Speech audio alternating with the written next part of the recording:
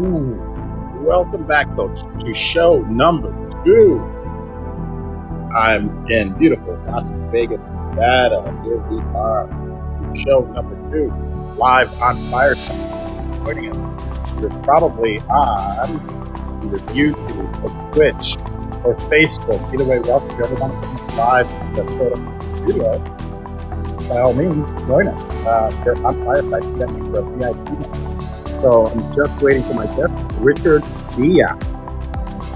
So Richard Villa is a comedian, an actor, he's a host. He got in a little bit of trouble with one of his roast tweets. That was a couple of years ago. We're going to discuss that. We're going to discuss his bilingual comedy. He does comedy both English and that is so distinct.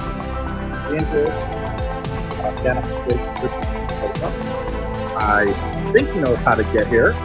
If not, we'll take a break and find him and then come back. Maybe he's lost in the metaverse. So, Chris, welcome. I think you're the first one here. This is also kind of an experiment to see what's going on in the evenings on Fireside. I actually have 2 shows on this show with Richard Villa. Rocksteady, welcome, buddy. And I think our guest of the hour is here. Let me double check. I don't want to invite the wrong Richard up. There he is, Richard Villa. So Richard, I'm gonna invite you up. Thank you. Yeah, thanks. Applause, please. You hear music, but don't worry. I'm gonna turn that off. So I'm gonna invite you up on camera, and then I will also go on camera with you. Let me figure this out. And there you go. Look at you. Let me accept that request. Richard, thank you. The music is going to just play for a little bit. Let me invite you to camera, invite you to video. And yes, please, applause, please. Those are actually people in the audience. As soon as you go on camera, I will go on camera. But I guess I don't have to wait. That's what I was trying to figure out, if we're going to go on camera or not, what's going on. Yeah, let's go on camera, and then I'll turn the music off in just a moment. So how do I do that? Okay, I can hear you, so that's great. You know what? Maybe I'll turn the music off. Let me invite you to video. Okay. And see if you get that. See if you get that invite. Okay. Yes, I did. There you go. There I am. See, this happened before. I don't see you. Hold on. There it is. Órale.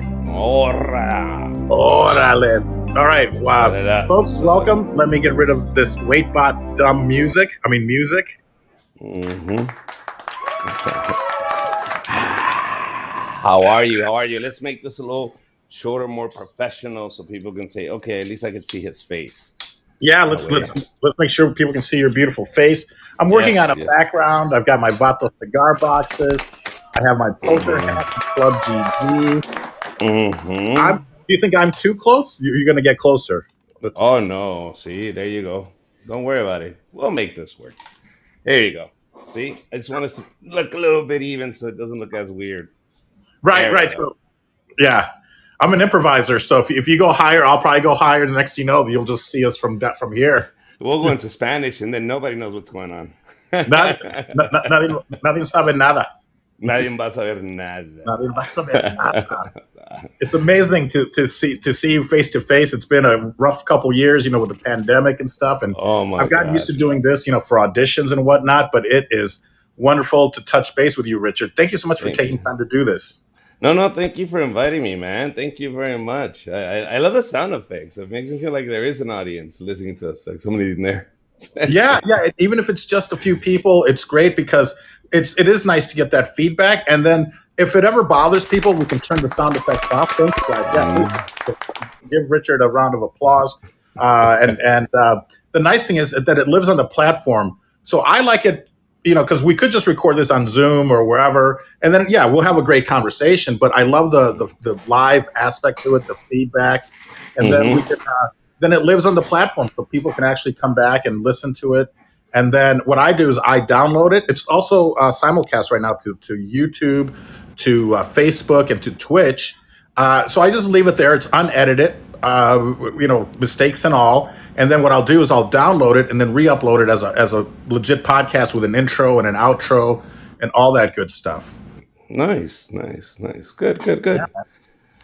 So how you been, man? How's Vegas? Vegas, it's getting hot again, Is which yeah, it? yeah, it's crazy. I mean, it's always great until the middle of summer. When it's 120 and fat guys like me are like, oh my god, But you're in a casino all the time, or you're in your home. I had a store, for 10 years inside Binion's Casino. So you go from Uh-huh. your air conditioned car or Uber to the casino to your home. So it's fine, but yeah, it's going to start warming. It's long as you're not a roofer in Nevada, you're good. As long as you're not doing roofing or landscaping, you're good, man. and That's tough. and that's yeah, and because Mexicans that's what we do out here, and it's It's freaking tough, crazy. bro. It's tough. It's tough. We're willing to Yeah, take, buddy. well, we not we, but Mhm. Mexicans are willing to take those. My dad said he worked hard his whole life, so I didn't have to, and I said, okay. Right, right. Why Yeah. would I disappoint him now? You I don't know? want to disappoint him. I don't No, want to disappoint no. my dad. So Richard, it is so good to see you. And again, I really want to thank you for taking time from your busy day and joining Mhm. me. And then I want to cover so much. And if we Okay. don't, you can always come back because you're always welcome. Start up, man. I'm good, man. I'm ready to answer whatever you want to know. Wonderful. Well, that's perfect. The interrogation shall begin. So Richard, I guess you know what? Let's start in the beginning and work our way and see how far we get. And if you have to go, by all means, please. You're by Oh, no means hostage here, oh, but I appreciate you being here. no, no. I'm good. Let me just make sure this doesn't die on us when we're putting it together, because I want to make sure that we have enough energy and mistakes and all. That's what we love about this podcast. See, trying to get this so I can get into the story. I don't want it to cut off No, midway there. it's fantastic. Uh, I love your to, backdrop. I've seen it. I think in oh, podcasts or what's the yeah, story? Is that? this is a story. I didn't steal it, by the way. I did not steal the sign. It was bought at a thrift store. My brother-in-law was nice enough to have it in his garage. And he says, Richard, would you like this? Do you know what you would do with this? Would you want to put it in your podcast as a piece? I said, you know what? This is exactly what I need. So not only does it do that, but we also put lights in these. Hold on, there uh, you go. Bam! So now you see the full effect. Once the podcast goes on, both booths have the little lights, and that's it. Something I have fun with when we're doing the podcast, American Illegals. I, American Illegals is your podcast. So how long have you Yes. been? Yeah, it's a great name, by the way, too. Thank you. It's been a year now. We've been producing the podcast for a year, and in there I talk about selling crack with my dad in Compton. We talk about how he became a pimp, comedy world, people that I've toured with. What else? Everything, man. From the 10 feature films I produced for these company in Mexico that they were all gangster movies, to guests. We all have guests come in that are performing here at the local comedy club, and we'll say, hey, come on over. Let's talk to you. And that's it, man. It's just chit chat. That is something I really wanted to get into. Was well, of course, the selling crack at an early age. It's such a Mm. fascinating story that I've heard, but my listeners haven't. So if you don't Okay. mind telling it again, but Uh-huh. also then I found out that you produced these movies, which a buddy of mine, Noel G. I think we have a common friend, Noel G. Yeah. Yeah. Uh, which, if people don't know, he's the Chicano in every single film. He's a cholo in every cholo He's a movie. That I would Yes, say. he I was would say. Hector in Fast and Uh-huh. the Furious, and he was in the movie with Bruce Almighty where monkeys flew out of his ass. That's probably the first thing that he was known for. I Yeah. actually interviewed earlier today. I interviewed Citric. Do you know Citric? Yeah, of Anthony, course. and of course Noel's name came up. And I told Citric, I'm like, holy! I go, man, I thought you were Noel G. I'm sorry, I meant to interview him, not you. That's just, Yeah. yeah, no, yeah, I know both of them really well. I've got to work with both of them. Yeah. Now, so have you ever met Johnny Sanchez, the guy that owns the Toy Shack in Las Vegas? He was the toy expert on Pawn Stars, but he runs with Noel G sometimes. So if you ever come out, I'll introduce you to him. I think Noel. Okay. Yeah, yeah, yeah. Noel G had told me about him. Yes. But I've never personally have met him. I've never Okay. personally met that toy guy. I know Yeah, who the you're toy guy. talking about, Yeah, yeah. the toy guy. He The doesn't toy get offended if you tell him the toy guy, does he? Yeah. He does. But yeah, All right. yeah, yeah. I mean, he's either the toy expert or yeah, Johnny Toy Shack or the toy expert. Yeah, he's the Yeah, toy guy. He owns a yeah, toy shack in Vegas, and he was many seasons on Pawn Stars as the toy expert. So yeah, yeah, he's a grown man playing with toys. yeah. So um. yeah, let's go to the beginning, man. So now, were you Okay. born in the U.S. or in Mexico, or what's your So the story here, here's the beginning. I was born in Compton, California, Martin Luther King Hospital. My parents, when I was 3, decided, no, we're going to go back to Mexico and we're going to start again. And they did. And then in '88, Mexico had this huge, like they went into like the depression. And so the peso was worth nothing. My dad lost everything. We flee back to the US. So we end up in Compton, California again.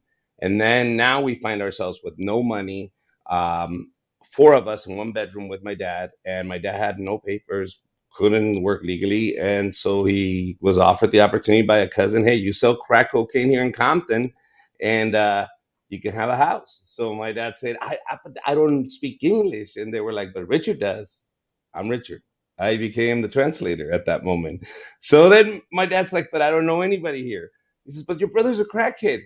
Just give him some crack at night. And he'll tell everybody how great your crack is. And he's like, but I don't know how to cook this thing called crack. He says, your wife's an excellent cook. Listen, you have all the tools to start this business. It's like making cookies, except you can't lick the spoon at the end. All right, it's the same concept. Stir, stir, and and that's it. And that's how we started our business, man. At the age of 10, I now became part of the business because you understand that the knocks at the door at 3 in the morning, 4 in the morning, you want to get through that transaction as quick as possible. Well, we're getting is stolen goods and giving in return cocaine. So it was like I had to be on my A game, man. Um, we had so much traffic. I don't know how much your viewers knows about crack in the 80s in Compton, late 80s. There was very bad crack back then. People were getting pieces of potato. So if you're a crackhead back in '88, you know what I'm talking about. But because we were so good at our quality, because my dad, of course, he was not going to cheat anybody. He's an honest man. He would make sure he made good crack. And it was so good that we became so popular. My dad opened up a candy store. Why? Because we need to disguise the traffic that's Sure. coming in and out of the house. So guess who ran the candy store? This guy. How old Let were you? me. I'm sorry. This all happened at the age of 10. Holy shit! We were cracking up cocaine at the age of 10 in Compton, and my dad built us a candy store with the only excuse of foot traffic. Of We did course. not want to grow attention. So let me tell you something. It is a lot easier to deal with a crackhead than a 5-year-old with 50 cents in his hand. Oh my God. I'm like, just pick something from here to here. That is it. You can, well, how much is that? You cannot afford, move. Pancho, he needs crack. What do you want? There you go, really quick. One item, really quick. It would frustrate me to death, man, because there's crackheads waiting behind them. The just the dichotomy of kids coming up to buy candy or maybe even adults that are just buying soda or Uh candy huh. and the crackheads like out of my way like Yes, yes, you yes. know when I owned my ice cream shop, not to equate the two, but it was so good. It was like crack. I mean, it's the opposite of crack because when I bought it I was 200 pounds. When I sold it I was 300 pounds. So that's how delicious it was. So I would have been a bad crackhead, but it was the same thing. If I had a good customer walk in, I'd wave them to the front of the line because we were at a train station too. I knew that they had to get on their train, and they knew I'm getting this bag of chips, and I'm getting this, and it's $3. Keep the change. So I could just do a transaction while still helping the person. It's like, can I get another taste of, it's Hmm. it's it's ice cream. You already know how it tastes. Yeah. Like, yeah. So I love that it's the same principles. It's business, but it's the same It's principle that any legit business would do.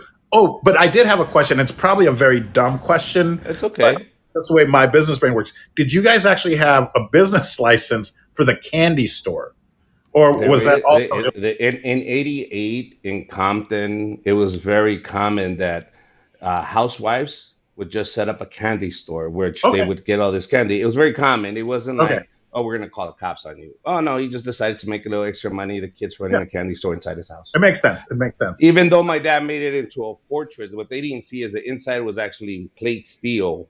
The walls were plate steel because of the drive-bys, and we understood what we were selling. I mean, he was a welder, so he literally built a fortress in front of our house. Which still obviously it still Well, stands. still standing. So I have a video where I went back to Compton recently on my TikTok, and you will see the house. And I talked to the owner and I said, inside it's a metal wall, right? And he says, "How do you know?" I said, "My dad built that." He's like, "Yeah, we always wonder why would anybody put a metal wall of what three metal sheets of metal here with a window? We never got that. That was a candy store, baby. It was a candy store. We sold candy, all kinds of candy, All kinds actually of candy for adult everybody." candy. Yes. And now let me ask you this: do you remember? And I guess I don't need the exact address because I my it's still there, but now my ex-wife has it. But we bought a house in Compton, but of course everybody is calling it like south of LA or something, because they don't want to say Compton. So we were at 29th and Maple. Where were you in Compton? Do you On remember? Rosecrans and Alameda.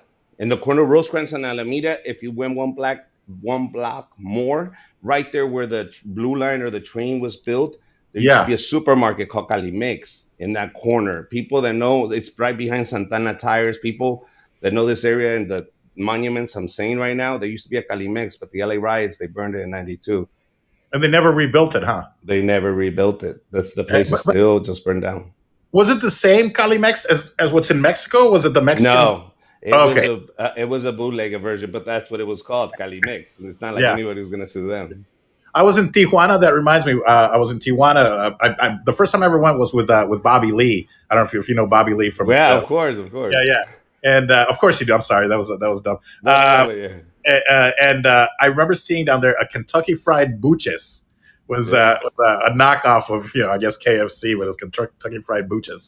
So yeah. so Surgeons in Tijuana, they will get Kardashian photos and upload them in big billboards, and they have Kardashian promoting all their stuff. They don't care. They're like, give when a is shit. Kardashian gonna cross the border through driving here? No, put it there. She takes flights. She's never gonna see this. You know, that is funny, man. That is Yeah, I, who does she sue? What company? Go find me. Who? Well, I didn't do it. We'll go to the product. Well, I didn't tell anybody to do that. Did somebody you did it for authorize this? No. Okay, well take it down then. We didn't know. I didn't know they wanted to promote our product. We didn't do that. that. We are slick. We are a slick people. Hey, but you know what? We're you and I are both sitting, standing wherever. This Mhm. used to be Mexico, so Yeah. it's a little comeuppance maybe. Hey, at the age of 28, I married a border patrol agent. Everybody looked at me like, "Wow, where'd you guys meet?" I said, "The river." No, not the river.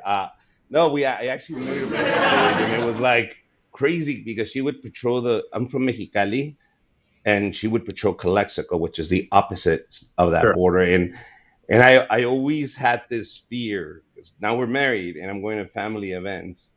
If an uncle or somebody, a cuñado, is gonna go, "That's her, bro. That's her." Like they freak out. Like I've always had that fear of going to every quinceañera and every wedding.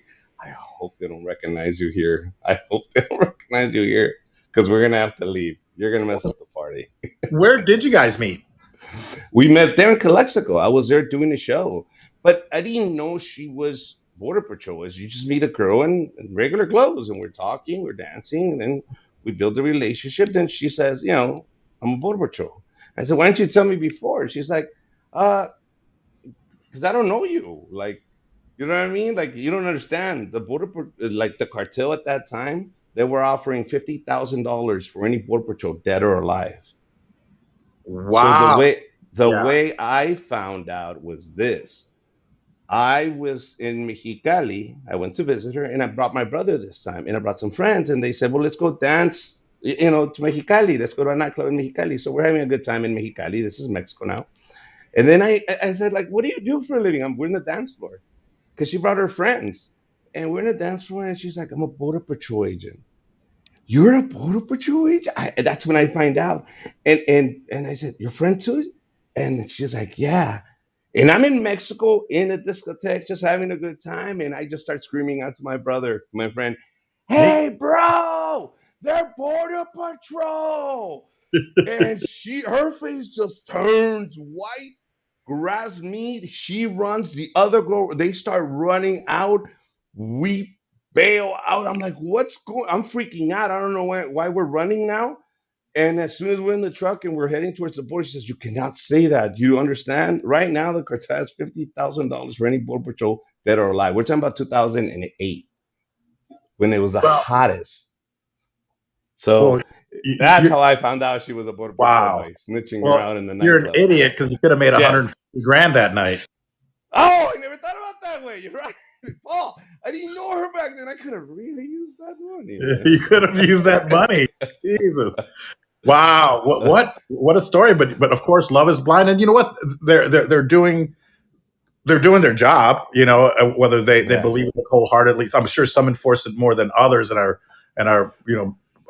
more almost racist about it. But she's doing her job, and hey, she's protecting our country's borders. We can't just have open borders. No other Look, country does. But this being married to her, I got an opportunity to just dig in there and say, dude, what's going on? Like, what's going on in that border? Like, why is there this big stigma? And he says, we don't mistreat people.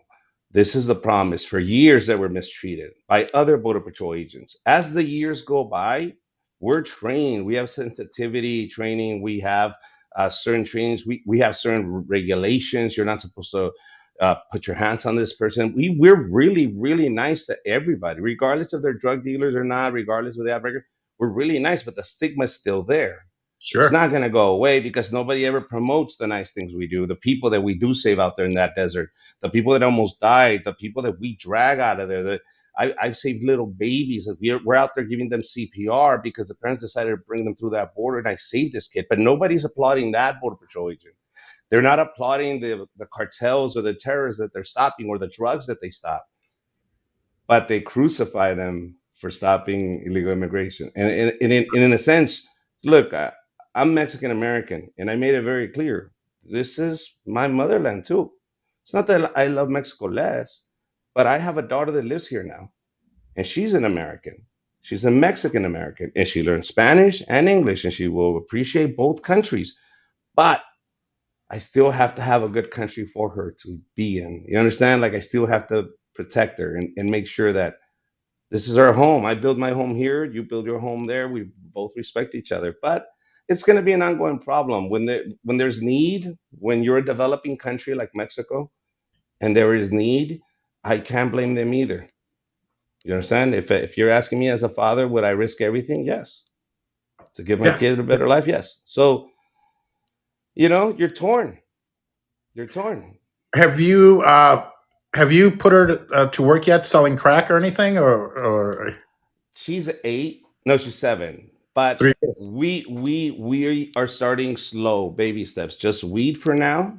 I Sure. want her to know how to do pre-rolls. So I'm working with a couple of dispensaries, and they just bring the raw material, and then we pre-roll. And she's there. Oh my God, tamal. She's oh no, my God, esa niña.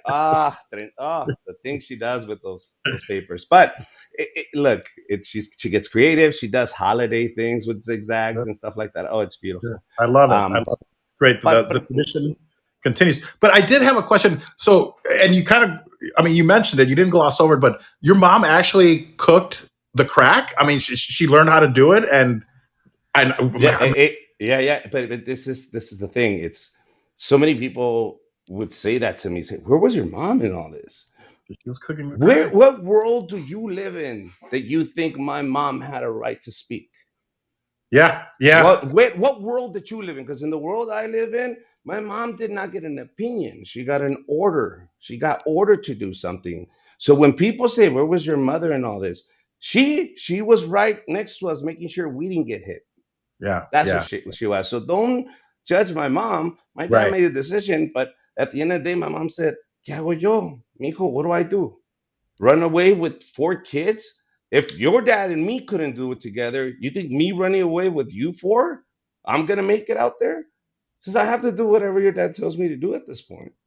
right. Either No, that, or we live in this room. forever. And you're like, okay, it is what it is. We're gonna do what we gotta do. So That's it's amazing. easy. Yeah. It's easy for people to point fingers. It's easy for people to judge. And I would tell people, they tell me what happened to you was child abuse. I said, are you kidding me?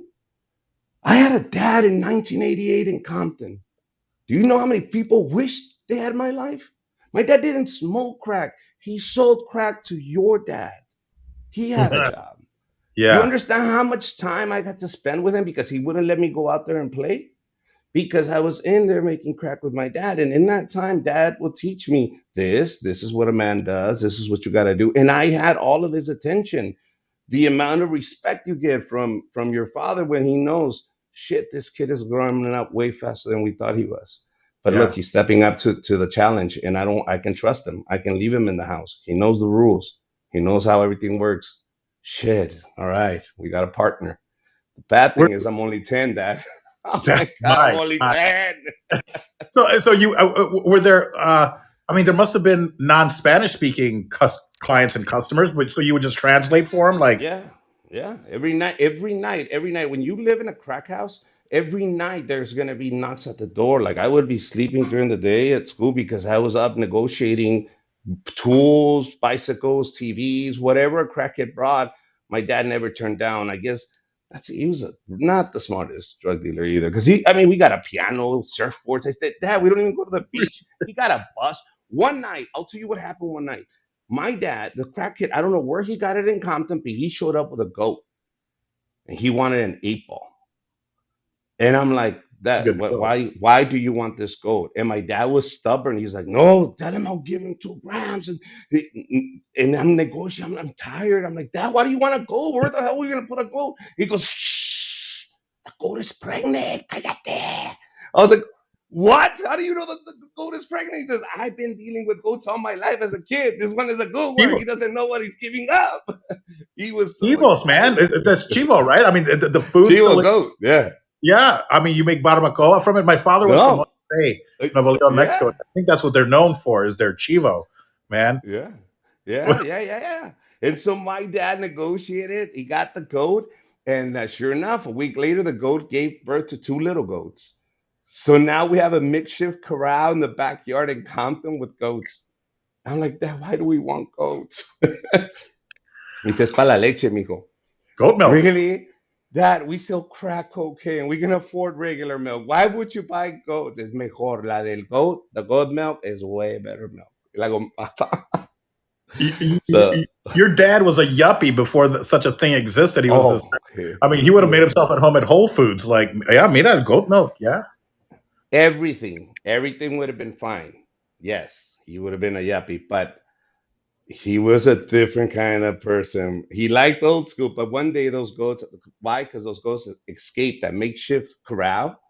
Those little goats, they grew up and they were able to jump over the corral because they're sure. so agile as small little goats. Well, they ended up at the Calimex eating the produce.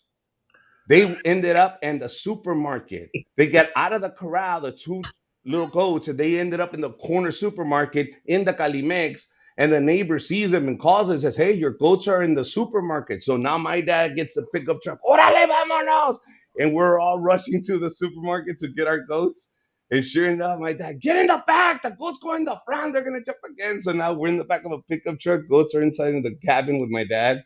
We get there, and sure enough, the cops show up right behind us. You know what I mean? Like, what is the Calimex going to do? There's goats here. We have to call 911 and tell them there's goats. So the cops show up. Now, remember, Paul, we're selling crack. We don't need this kind of attention. And now the cops are here. And my dad has a goat right in front of him. And the cop goes, sir, you can't have livestock here. This is illegal. Do you have another goat? He says, no, this is the only goat. Of course we had another goat. He's lying. If, sir, I'm gonna have to go in there and check. Now I don't have a search warrant. I'll come back with one, but you let me know, is this your goat? And is there another goat? And my dad's like, no, this is a food. He goes, what? This is a food. I eat. This is a food. He says, no, sir, that is a live goat. That is livestock. Oh, okay. It's a livestock? Okay. My dad grabs his knife in front of the cop. and slices the throat of the goat right in front of him. And he Now it's goes, food. food. He goes, food. The cop just got in the cop's car and left. He says, not my problem anymore. We don't even need animal control. He just made it food in a second. I was like, oh my God, he slit that throat, that goat's throat. I don't think any hipster would have done that, bro. No, fuck no. That But it freaked what me a out. I great still story. remember that moment, man, because I'm like, if he did that to the goat, imagine what he's gonna do to us. Fuck Like, yeah. That's what the cop thought too. yeah, he's The like, oh, cop was I like, want to I'm get out of getting out here. of here before this motherfucker slashes my throat. Yeah, so man, when you grow up like this, you end up becoming a comic, man. Yeah, what else can you possibly do? Of course you. I mean, No, these stories are great. What was your first experience with comedy? I mean, not maybe growing up you were funny and entertaining and all that, because that's usually what seems to be the story. Like, oh, I was the funniest kid in school or whatnot. But then, did that happen with you? I mean, you were tired. My God, you must have been exhausted from from and selling crack and all that. yeah. The crack always helped. No, I remember as a small kid because I come from four other brothers, four other siblings, so all boys, and we were all craving my dad's attention. And I remember that at the age of 5, my dad would get so drunk, get out of the bars at 3 in the morning, and he would wake me up because during the day he had taught me all these dirty Spanish Pepito jokes. And what he loved to do was get drunk with his friends, bring them over to the house. Of course, I have to go to kinder the next day, kindergarten, but my dad would wake me up, give me a Budweiser and a cigarette. He says, "Mijo, tell him the jokes," and he would give me $1, and I would perform jokes at 3 in the morning for my dad on top of his car. And his buddies thought it was the funniest thing, and I thought it was great because he would wake me up. He wouldn't wake any other brother up of me. So I kept learning these jokes till the age of 8. I always was that guy that would tell these dirty jokes to my dad and all his friends. Do you obviously? I mean, you remember? Would you be gracious enough to share just one or two of those jokes? I hate telling comedians, "Oh, tell me a joke." No, no, no. In Feel Spanish, like in Spanish is okay. These jokes are like given like these are like vaudeville stuff, but it's like en español, in Spanish. yeah, please. Llega el borracho con el cantinero y le dice, oiga, cantinero, présteme su teléfono, voy a llamar a mi casa, mi vieja. Vieja, prepárate para hacer el amor 5 veces. ¡Ah! Ay, viejo, ¿a poco vienes tan cachondo? No, vengo con 4 amigos. Yeah. So it would be jokes like that, dirty jokes like that. Like, we're going to get ready to have sex 5 times. Ooh, are you that horny? No, I'm coming with 4 friends. Brilliant, brilliant. But So even it's like you're drunk acting, and you've got a beer and a cigarette right at 5. Of You're course. Yeah. Of course. It was the Budweiser. I would drink half of it and like blow the smoke out. But my mom would know that he had snuck me out because I would pee my pants. Like you can't shove a Budweiser down this kid's throat and not expect him to pee his pants. Now he's smelling like urine going to kindergarten because mom couldn't give him a shower that they just changed him. Let's go. I gave you a shower last night for this reason. My oh, mom would be so upset. But once again, is she doesn't have a choice, man. They were just raised differently. of course. I mean, I like to call those the good old days. Now they talk back to you. No, Yeah. it's horrible. Sorry. Horrible. Uh, So go ahead, yeah. go ahead. No, but that's exactly it. Even my grandmother, my mother's mother, told her, if Pablo, who's my father, if Hmm. Pablo says that the sky is red and it's blue, it's red. I mean, this is her own mother telling her daughter, "You're going to do whatever you're his now." Basically, like, you're his now. Whatever he tells you, that's just the way it is. And my mom was, of course, feisty because she was quite younger than my father. And my dad always looked old, but always kept his hair, full head of hair, which was, I think my mom liked that.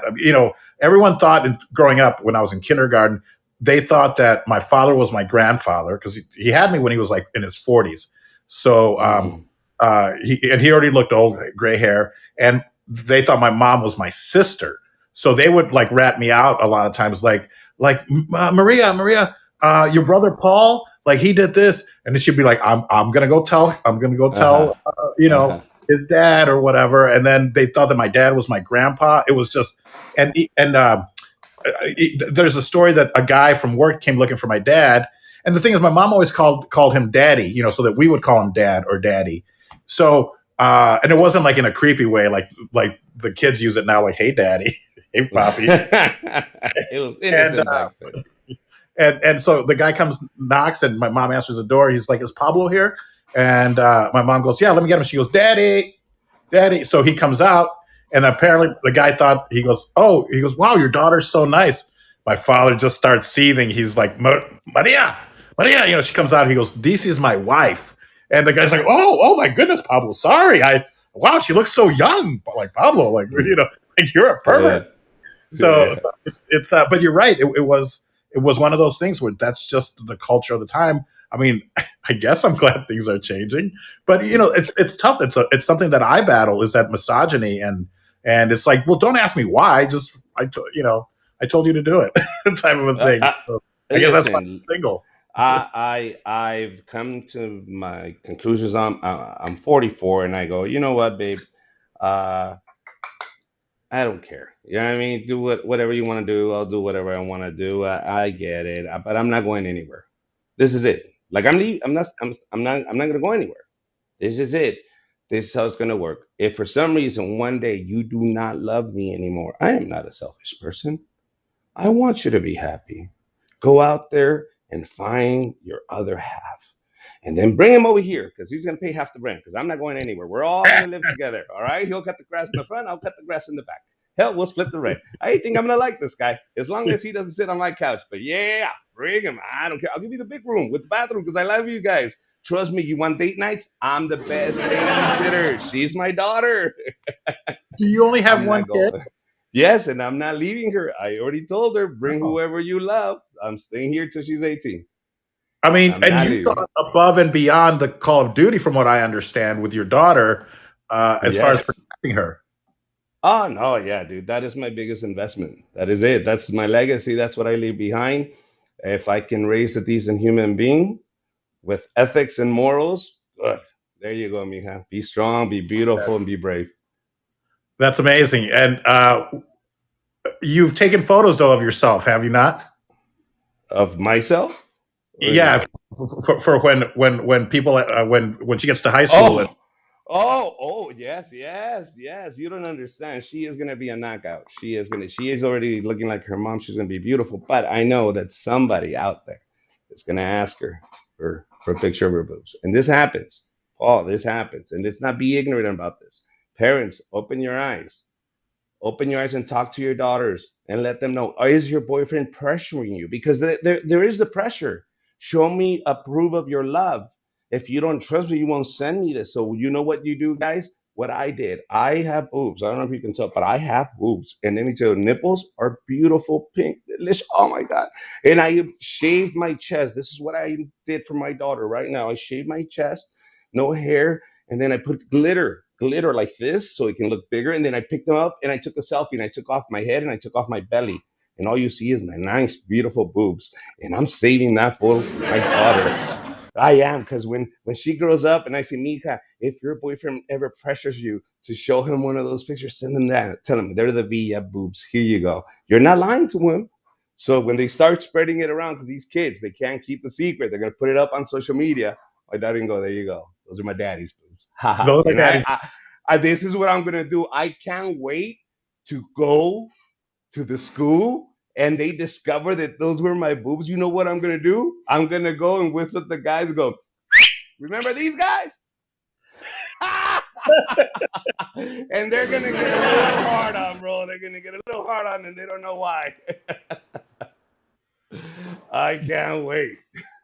That is genius, my friend. I mean, you've gone above and beyond what most other parents are going to No, do. no, you Uh, gotta be you gotta be innovative. You understand? You gotta beat sure. these kids to the punch, man. You gotta be proactive when it comes to this type of shit. I love it, and I'm sure you're going to ask them then to hashtag you and tag you if they start spreading your man boobs all over. Yes. So I'm sure. Yes, if I go viral with my man boobs, bro, can you imagine that? All these girls are gonna go to their doctors. No, I want the saggy look, just like Richards. I want the saggy look. No, can you add hair to mine? Oh my God, I want it to be like Richards.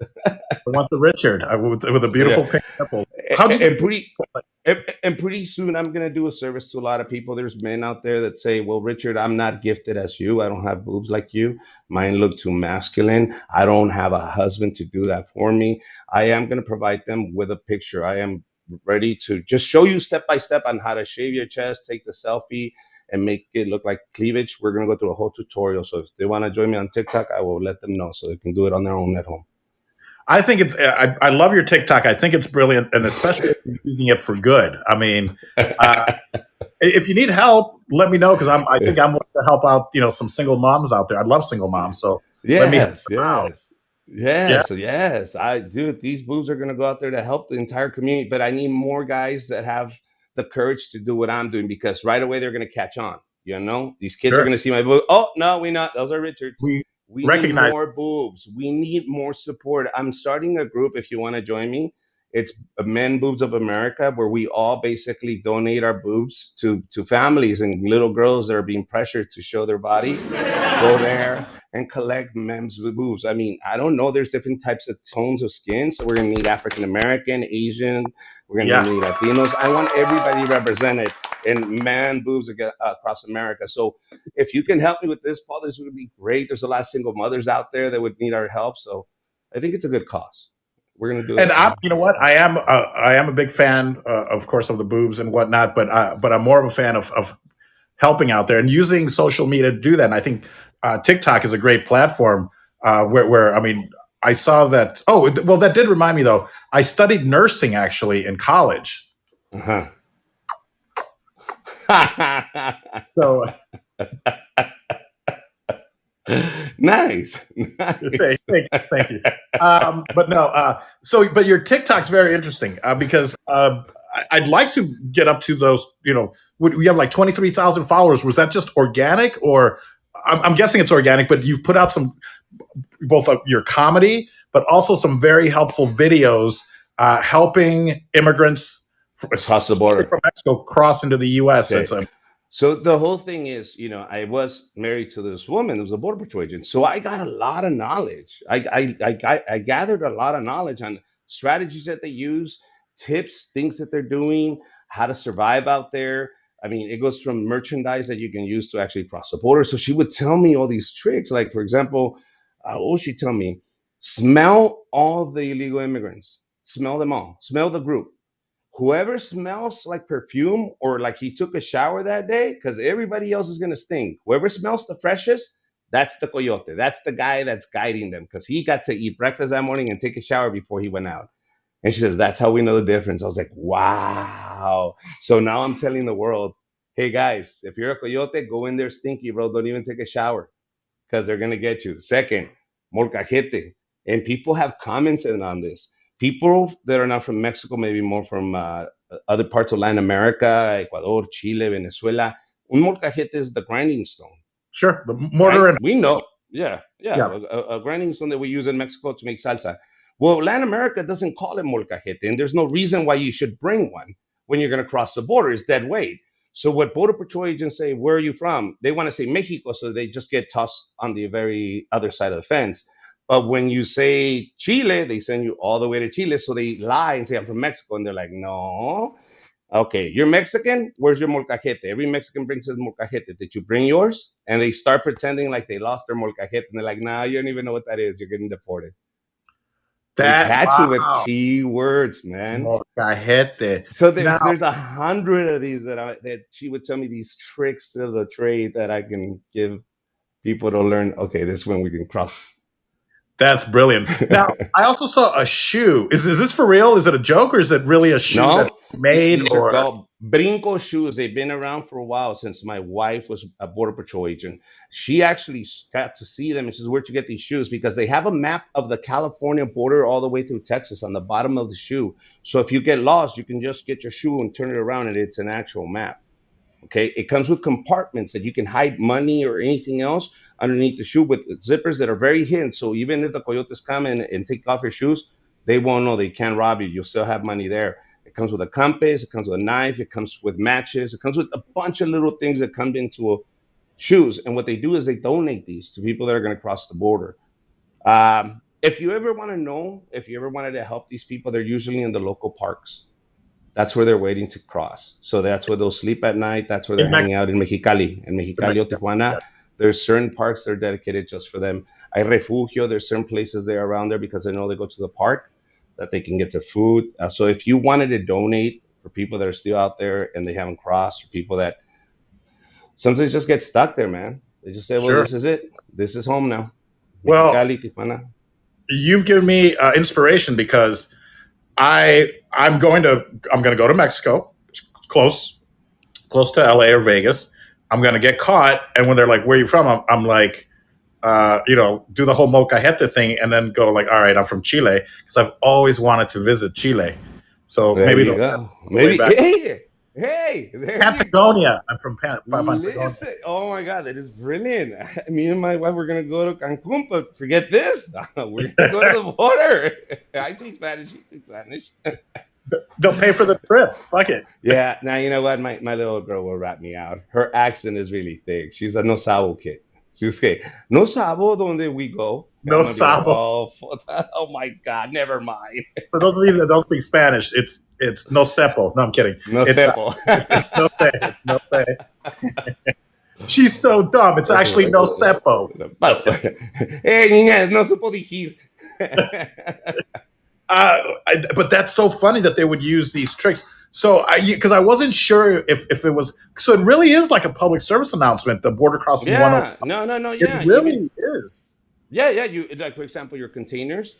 You have to. You're gonna carry a gallon of water, but water is reflective, so you need to spray paint it with a flat black paint outside.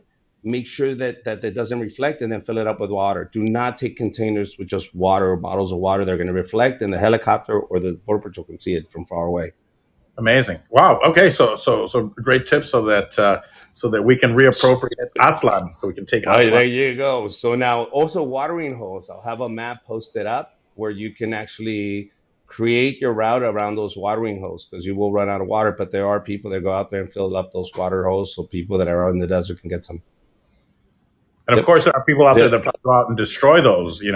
Oh The yeah, of course. They go in, or the worst thing is sometimes if they poison it or they do anything to it, that would be even worse. You know what I mean? yeah, So yeah, yeah. yeah. So Wonderful. yeah, it's something that I thought it was fun, and just because it was so much knowledge, and my brother says, "What else besides comedy could you contribute to TikTok?" And I said, "Well, I can get every paisa over here with a bunch of advice." And he's like, "Well, there you go, man. Like, how to cross the border 101. You know, just That's start brilliant. naming every little tip. How to disguise your footprints, how they track you down. They use these tires dragging around the road so they can see your footprints. So what you want to do is put carpet underneath your feet or cardboard, and So you'll as never you're leave a footprint. walking, It you're looks like eliminating your it footprint. it, it looks like real thick, shaggy carpet. That's it. It looks like a pattern. That's it. That it goes away. Brilliant, Man, brilliant. oh my god. Um, so yeah, how did you get to 23,000 followers? Which some people are like, "Oh, I'm at a Okay. million," and then other people are like, I only have a couple hundred." What I ended up doing nothing is just my brother.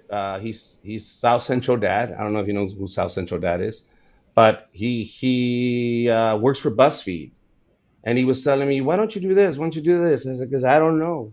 I don't know. For 20 years, I've never known. I don't know this." And my brother's like, "Really? Well, how much material do you have? All of this, 20 years of jokes. What do you want to do with this? Give it to me. Let the world see it. You don't do it anymore, right? No. You have new material, right? Yeah. Can I burn these 8 hours? Yeah." So that's all he did. He said, "Here we go. Let the world see your jokes. Boom, boom, boom, boom, boom, boom, boom, boom, boom, boom, Nice, boom." And that's it. He said, "Just put up all this material. Why aren't you putting it up? I don't know. I don't even know how to put a title. This is difficult for me. I'm on a cell phone right now going like, yeah, God, it works." You understand? So I'm brilliant. 44. When I started, I was giving out flyers to people. Do you understand? That's how I promoted my comedy shows. I Of course, had I had a little black book in my wallet, and I opened it up, and I would send text message to everybody, one after one. That's it. So my brother, knowing what he knows, he's helped me out a lot in 7 days, man. This blew up in 7 days. Really? In Wow, that's 7 days. This blew up in so. seven How long days. have you been on TikTok then? No, I've been on TikTok for a long time, but it But was I was at maybe at 300 when I first started, and then I put up a Vicente Fernandez and Luis de Alba meeting, and that one went viral when they two met, because you're like, wow, how did these two end up together? Tell us the story. And so, sorry. So when this no, no. happened, TikTok went crazy, and they're like, oh my god, and everybody starts sharing, and then Vicente dies, so it just goes. My account goes to 5,000, but my brother says, but that's Vicente. You're not gonna get another 300 Vicentes. Where's your material? And I said, oh, yeah, you're right. He says, okay, now let's promote Richard. Here you go. And so he started doing all this thing. He says, work with other people, man. Start collaborating with other Collab. Yeah. people. And I'm gonna tell you something. What the frustration was that I told my brother in this whole social media game is this. Now that I see there's an audience, now that I see that they're responding, it motivates me to write even more. It Yeah. motivates me to create even more because I know there's an audience and you are listening. So I'm gonna make more. I get more and more excited. And it's hard to even get started because you don't see the light at the end of the tunnel, because it went to the Vicente Fernandez video and then it stayed there for like a year and did not move. I was like, wow. And I would try and try and try, and nothing, nothing, nothing. And my brother said, no, it's your material. Just give him your stand up, man. What do you want to be known for? A mechanic or a stand up? Then why are you doing mechanic videos? Do videos that you want people to know you for. I said, Mhm. oh, you're right. That's it. And then at the end of the 101 ways to cross the border, that's going to become a coffee book. I'm going to grab every single TikTok. And so I only got to get to 101. And then it's going to become a coffee book that I can give to fans or sell it or do whatever. Brilliant. But that's it. So get ready for the coffee book. It had It's illustrations and everything. let's I'll do whatever I can to promote it, of course, but also sell it on our website. We'll do whatever we need to do to move it. You sell it in Vegas. We'll talk to Johnny at the Toy Shack. Yeah. See if he wants to sell it there. The cigar, though. I want to try some cigars. I'm a cigar fan, man. I want to try Okay. some. Yeah, I need to go to your shop. yeah, we'll get together. We'll smoke some Vato Oh, cigars. We yeah. have mild, medium, bold, extra bold. You tell me what your favorite cigar is, and then I can show you or give you what I think you're going to really enjoy, and I'll probably be pretty close. I've been doing this I, for a long time. yeah. See, my habit was always every Friday night after Refry Fridays at the Hollywood Improv. Before I would always be at the V Cut at a cigar Oh, shop right next right next door. door. Yeah. Yeah, and that was my hangout spot every Friday night for 10 years. If you wanted to see me or get a spot or talk to me, you would find me at the V Cut next door. And I I would love just it. smoke cigars for 10 years. So now I remember when you got your cigars. I remember when you first got them out. I was like, look at this guy, he got a cigar. And I was thinking, man, maybe I should get a cigar. And then I said, no, I'm going to go do Spanish comedy. And I left. You know what? It's not too late. We can create a cigar for you. So absolutely, we can do a Really? comedy or a comedy cigar or a Richard Villa cigar. You know, Wow. Okay. I like a nice mild, sure. no, a nice medium, Cohiba Red Dot. If you know the taste of a Cohiba Red Dot or El Rey del Mundo, El Rey del Mundo. Yeah. El Rey del Mundo o Cohiba Red Dot, that flavor is just delicious. Rey del It, Mundo también, no sé why I like it so much. I don't know if it's the cheapest cigar, if it's the most expensive, but I like it. cigars shouldn't. I mean, I'm It's giving like away a lot wine. here. They shouldn't cost more than a couple bucks. Because the material, what it costs to make, maybe 50 cents. It doesn't matter if it's a Cohiba or a Vato cigar, but it's all the marketing. So of course you're going to pay 20, 30 bucks for a Cohiba. Or if you want the Cuban Cohibas, they're harder to get. They're illegal, Yeah. whatnot. Uh, But it sounds like you like a nice medium, almost to full bodied cigar. I mean, you might. Yes, Dominican tobacco is one of my favorite. Mhm. Dominican tobacco is one of my favorite. I'm like, wow, I don't know. I just really, really like the taste. And I've tasted Cubans, I've tasted other cigars, but I figured after years of sitting there in that V cut, I kept asking, hey, what's this? And how's this? And it's like, all right, okay. says, yeah, every cigar is Dominican. I was like, Perfect. oh, really? All right, cool. That's That's your my flavor taste. profile. That's my flavor. Yeah, I was Yeah. Davidoff made a lot of my cigars. Our Las Vegas blend, which was mild but very flavorful. So Mm-hmm. that was made by Davidoff in the Dominican with all Dominican tobacco. But then we have other blends that are made in Mm-hmm. Florida by a Cuban cigar roller, and that's our Aloha blend, our Cuban blend. We call it a Cuban blend, which is probably what you would like. It's our homage to the Cuban cigar. Our Kansas blend, which is a double wrapper, has two wrappers on the outside, and our Black Diamond, which is our boldest cigar. And then we make one that's 18 inches long, called the All In. Oh, all in. Okay, have you tried the all in? Of course, yeah. Okay, did you throw up? You know what? No, because I will smoke it over a course of weeks, and I used it for advertising. So I'd walk out on Fremont Street with a 18-inch cigar. Oh, Like, where did you get that? I'd be like, at Vato Cigars. They have some of the best cigars in Vegas. And I'm Paul Vato, but I'm walking around advertising it, and or if somebody else bought it. But we had the guy that set the record was almost going to faint. He had to go get food afterwards because he took it down in 4 hours and 10 minutes. And this was I think the 18-inch by 60 ring gauge, because we make a 50, a 60, and then we make an 80 ring gauge. So maybe it was oh the my 80 god. that he took down in 4 hours and 10 minutes. That's the world Okay, record for the all in. I did that. I grabbed the big 18 one. They had to be cut. It's like, really, Richard? I was like, just give it to me, man. Today I'm gonna be here all day. I started smoking that thing an hour into it, bro.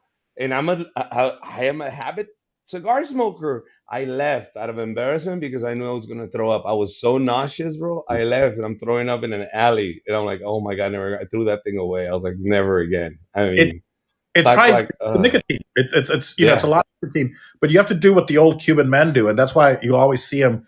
They have little blocks of sugar, because sugar negates the effects of nicotine. So if you ever feel, this goes for anybody, if you've smoked a little too much and you're feeling a little lightheaded and you're feeling the effects of nicotine, because it feels a lot like a sunburn sometimes.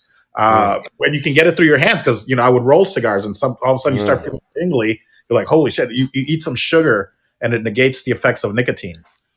see, I never knew that. I learned something new every day, Paul. There you go. All right, okay. Now I Yeah, know. that's why Now I these old know. Cuban men can sit around smoking all day. Su cafecito and a little sugar, Yeah. stuck on a sugar. They'll on a sugar cube, and then smoke their cigars all day and like nothing. Paul, would you ever get into stand up? Because I know we had this conversation. Have you ever dabbled into it? Have you ever decided, hey, I want to do this, man? I've you know what? Thank you for asking. And yes, I've always wanted to do it, and I can tell you a little bit of what happened. And I think it's part of it is laziness. I think it's a combination of at first going, I'm not going to desecrate this institution of stand up comedy. Maybe it was just an excuse, or I don't really have a point of view. No one's going to care what I have to say. And now that I'm older, I'm like, I definitely now have a point of view.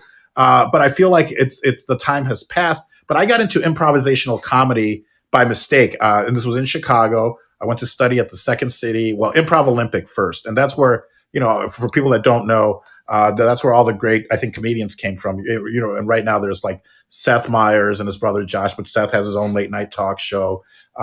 Key and Peele, and Colbert, Stephen Colbert, Stephen Carell, all those people, Tim Meadows, Chris Farley, going back, they all came out of the Second City.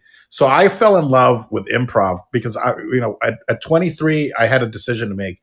Do I buy this business? I was a business broker selling businesses. Do I buy this business, or do I go into Chicago and learn how to do stand up?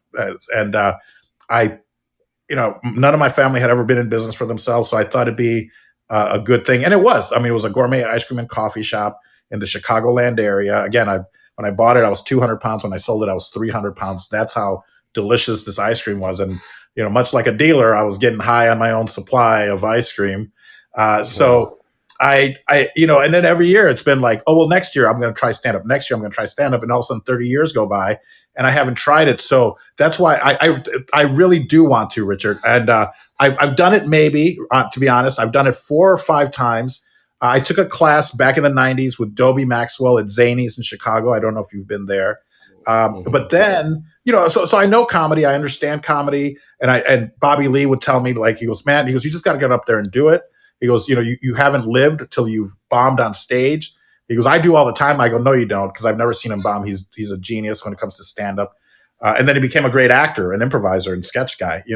And then I was about 3 years ago. I can't remember if it was 3 or 4 years ago. New Year's Eve, I opened for Steve Byrne here in Vegas, and by open I mean he was gracious enough to let me do 5 minutes before Gary Cannon came up to do his hosting, and I was like, man, he took a big chance. I'm like, I'm sorry if I ruined your show. He was like, no. He goes, it was, like, it was good. It was by no means great. So, I've got thousands probably of jokes written, or ideas and stories. And I just interviewed Butch Bradley, and he was a resident headline comedian here in Vegas. Yeah. Did you buy his wife's salsa? What's that? Did you buy his wife's salsa? No, Butch he didn't talk about Bradley's. Oh my God, it's the best salsa you'll ever have. Butch And he sells Bradley. it? If it's given this video, dude, your wife's salsa, amazing, dude. I want to go back just so I can buy another case. I don't know if that was the only time she did it, but Butch Bradley was nice enough to let me go up there and do some time too. He's a regular there at the LA Comedy Club, With Joaquin, and I yeah. was and so he had his wife's salsa and it was warm. They had just produced it, and I was like, so I go upstairs. I'm with my wife at the hotel in the casino, and then I'm like, babe, look this. We're having salsa and all that. So I was like, wow, this is great salsa. And then on the way back, we're still eating the salsa. I was like, man, this is good salsa. So if you see him, ask Butch Bradley, hey, give me some salsa from your wife, man. Don't be mean. Oh my goodness! I feel like we didn't get to cover that because I just interviewed him a few days ago. But I think we're going to do. Maybe it was last week. We're going to do a show. I think maybe here on Fireside where he's going to help me with my stand up, and like, okay, there's a hit. That's something that we keep. There's something that we keep. So thank you for asking. And I'm sorry I like then just derailed the conversation to be about me. But no. But I was curious because I've known you for a long time. I even saw you in a Improv Olympic when I first started. When I was just starting, I know you guys were performing there, and I got invited by you. You were putting together a show, and through Martina Trucci and other comedians, we had met that long time ago. And so I always kept seeing your career. I saw when you were doing Mad TV. I saw when you were doing the cigars and all that, and I was like, why is this guy not doing stand up? I want to do it, man. I really want to do it, and I really think now having thank you now having this podcast, I think has also really inspired me and motivated me. I think I've done everything backwards. Most people start working for a company and work their whole lives, and then when they start to get to their 50s, 40s, 50s, 60s, then they're like, you know what? I'm gonna start a business. I did it backwards. I started, a business when I was 23, or, I took over a business and then started another company here in Vegas. And now I'm just like, I either want to work for someone else or follow my dream and do stand up. And you know what? I want to be on the road. I don't care. I mean, I'm old now. But listen, here, same thing. Is what I did now is put myself in a situation where I pick what I want to do, but I had to do this. In 2013, I had to go to Mexico and start all over again. You understand? They took the hottest show in Hollywood, the Latino show, the Refry show, and they told me no more shows. And that for 10 years was a staple at the Hollywood Improv Friday nights. That was the hottest show. I remember Everybody went that. So when 2013, they tell me, nope, we're cutting the show. You're not going to do it here anymore. I was like, devastated. I was like, all right, then I'm going to go to Mexico and bring every Mexican comedian over here and do it in Spanish. And so I left. And that summer, I left with one phone number, and I head to Mexico City to find stand-up. And in 2013, I found it at a place called El Beer Hall in Mexico City. They had just started. What was it called? El Beer Hall. El Beer Hall. Just a beer hall. El Beer Hall? El Beer Hall. Yes. El Wonderful. Beer Hall. And that's where. Go ahead. No, I would say Rocksteady and some of the people in the audience want to know where they can find you on TikTok, which I think it's Richard Comedy. Yes, Richard Comedy. They can find me there on Richard Comedy. Richard Comedy on TikTok and Instagram and all that. So and Instagram. Thank you guys for asking. So yeah, because when I first moved out to LA, I was at the Improv Olympic. We brought a show from Chicago called Touched by an Anglo, and of course that was topical because there was Touched by an Angel was on at the time, and our group was Barrio Speedwagon, and it was a comedy group, and that's how we found agents and managers, and then that's how I got on. Ended up doing some TV. I did, Matt TV and Cedric the Entertainer and the Sarah Silverman Show. I was on a soap opera. I was on Bold and the Beautiful because I'm both bold and beautiful. For a couple of months. I was a bad guy. Of course, I'm Latino. Of course, I was a kidnapper. I was a bad guy. Of course. But I remember your show because it probably started in early 2003, right? 2003, yeah. 2000. Yep. And so why did they no longer want to do it in 2013? Was it because of you? Listen, or the show? I get the politics now of it. I get the politics of it because it is a struggle when you're dealing with management and you're dealing with other artists. You understand that stage, Friday night, 10 o'clock, there's a full house. And there's a bunch of comedians that have a lot of credit slobbering at the opportunity to go on that stage. But I was the gatekeeper. And I would tell them, no, no, no, no. I brought these Latino comedians for this Latino crowd. See, this never happens any other day, but Fridays at 10 o'clock. You guys don't book any of the Latino comics any other night. So this is their night. Yes. Hang on one second. I think you're breaking up, and I don't know if it's me. Audience, is Richard breaking up? Can you applaud? Because I don't know if it was, and we can cut this out. Applauding. No, it's okay. It could just be me. Yeah, because it was kind of like warbling a little bit. So it could be the app, it could be me, or it could be you, because it sounds like other people can hear you. Okay. Okay. I want to make sure that this is back connected. Oh, I think it's because this thing went back. Let me get more power in here. Maybe it could be your internet. You know what? Let's take like a 2-minute break so I can grab some. Well, I was just going to grab water. I was just going to turn around and grab some water. Yeah, grab some water. No worries. We're good. And I'm connected again.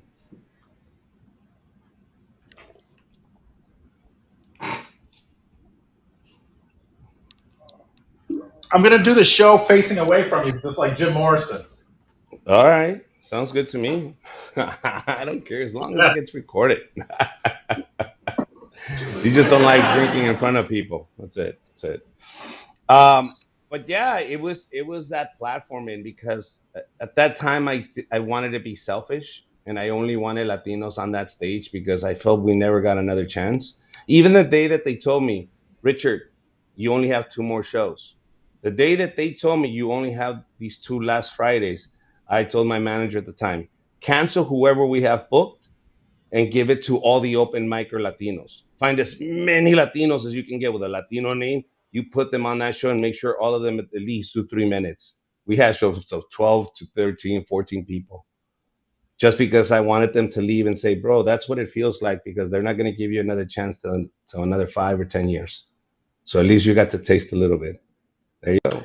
Man, well, thank you. Because, and you know what? I mean, like, I get it. I get business. I get it. But okay. Can I tell you where my mistake was now? Yeah. After all this, everything sounds so heroic and rah, but I should have really built a relationship with those other comedians who are outside, Black, white, Asian, and I should have built more relationships with them, because I shouldn't have alienated myself, honestly.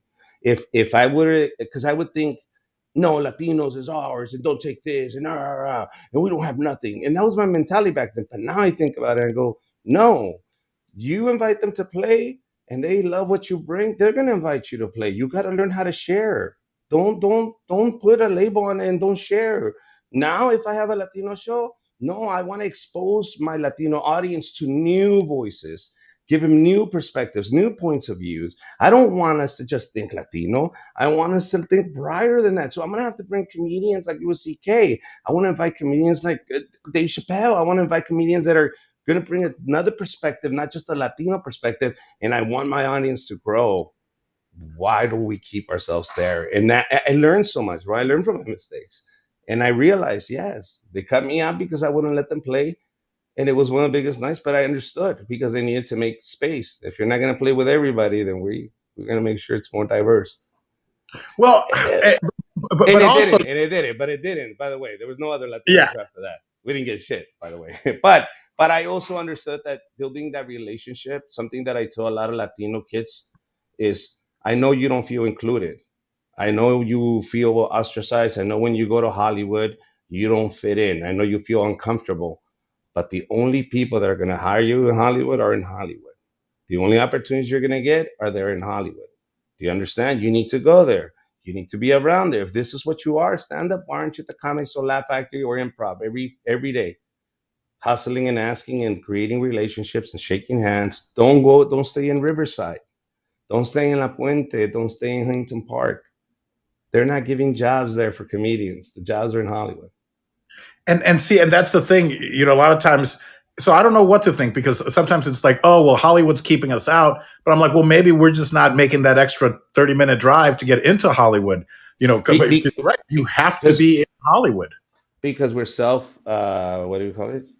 Self-defeating? Yeah, like we don't think we belong there. We don't feel included. Which is true. Diversity, equity, inclusion is not happening here. I mean, we don't feel included. We don't feel, when you don't see anybody that looks like you on that stage day after day after day, you kind of go, maybe I don't belong here. Without even realizing, you walk away. That's what happened a lot at the Comedy Store. The reason a lot of Latinos would leave is because they always felt ostracized. They always felt like they were not welcome. And so that is us doing that to ourselves. And I want comedians that are listening to this, go. Be nosy, ask questions, tap shoulders. It's okay. You know what I mean? We have to do that. So if you want to be represented, go be the first one. Tap on the shoulder, say, can I get a spot? Have you even asked? How do you get on? Are you being nice to everybody? Or you just sit there and fucking go in a corner and not talk to anybody and expect somebody just to tap you on the shoulder and say, hey, you look funny. Let me give you a career. The fuck? I think sometimes people think that. They're like, well, why can't they recognize my genius? Exactly. Because you haven't done shit, It's an ongoing thing, and at the end of the day, we're all responsible. You are responsible to represent who you are and where you come from. I'm responsible to represent who I am and where I come from, and we got to do a good job at it. I can't control what other people do. I can only control what I do, and it is what it is. And now I can give you advice. I can tell you how we can get in, but it's up to you to go and make the drive. Sure. Who was that saying? You can't get mad at the shit you didn't try or work hard for. That's good to say, right? But you can't get mad because you didn't get it. You didn't work hard for it. You get mad. You didn't do anything for it. Did you do anything? No. Well, there you go. No, You didn't drive to Hollywood. No. You didn't work on doing materials. Well, there you go. You don't get to be George Lopez or James Chappelle. It's okay. Just admit it or change. Oh man, that is so true.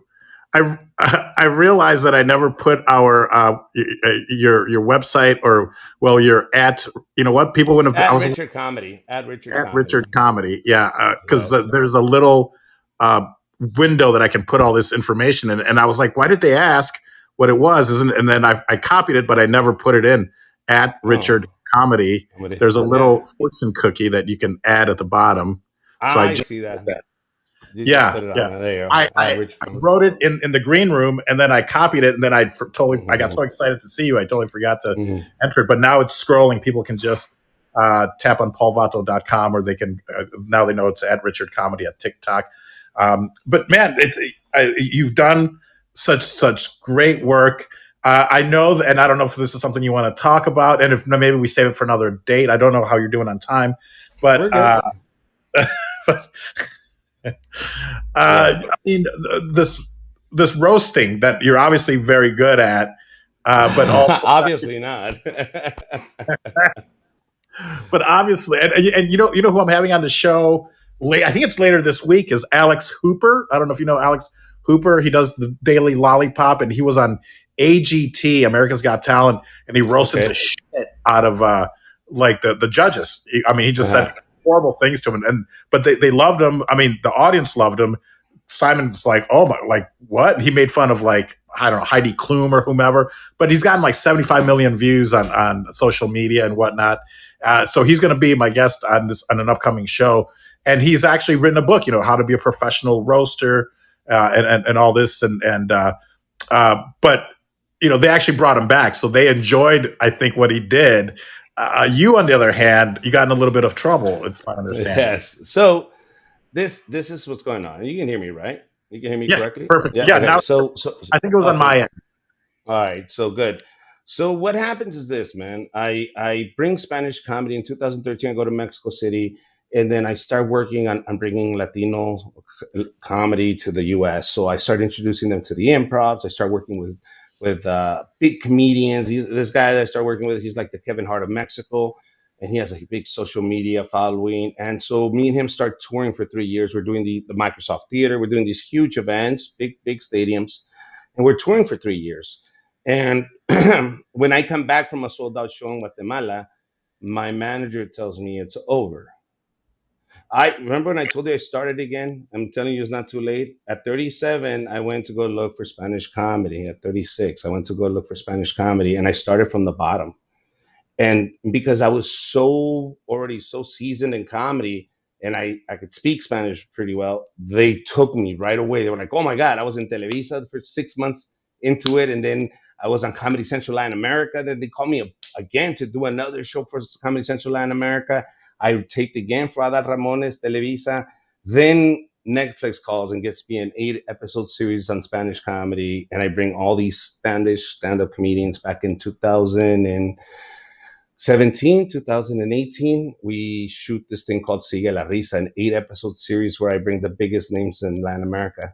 And my career is blowing up, right? When the pandemic hits and they tell me that's it, Richard, no more. This is the peak of my Latin American tour.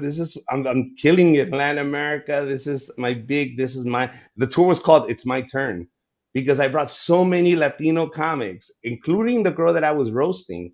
I gave her first Netflix show. I gave her first HBO show. It's not that the girl I was roasting, I didn't like her.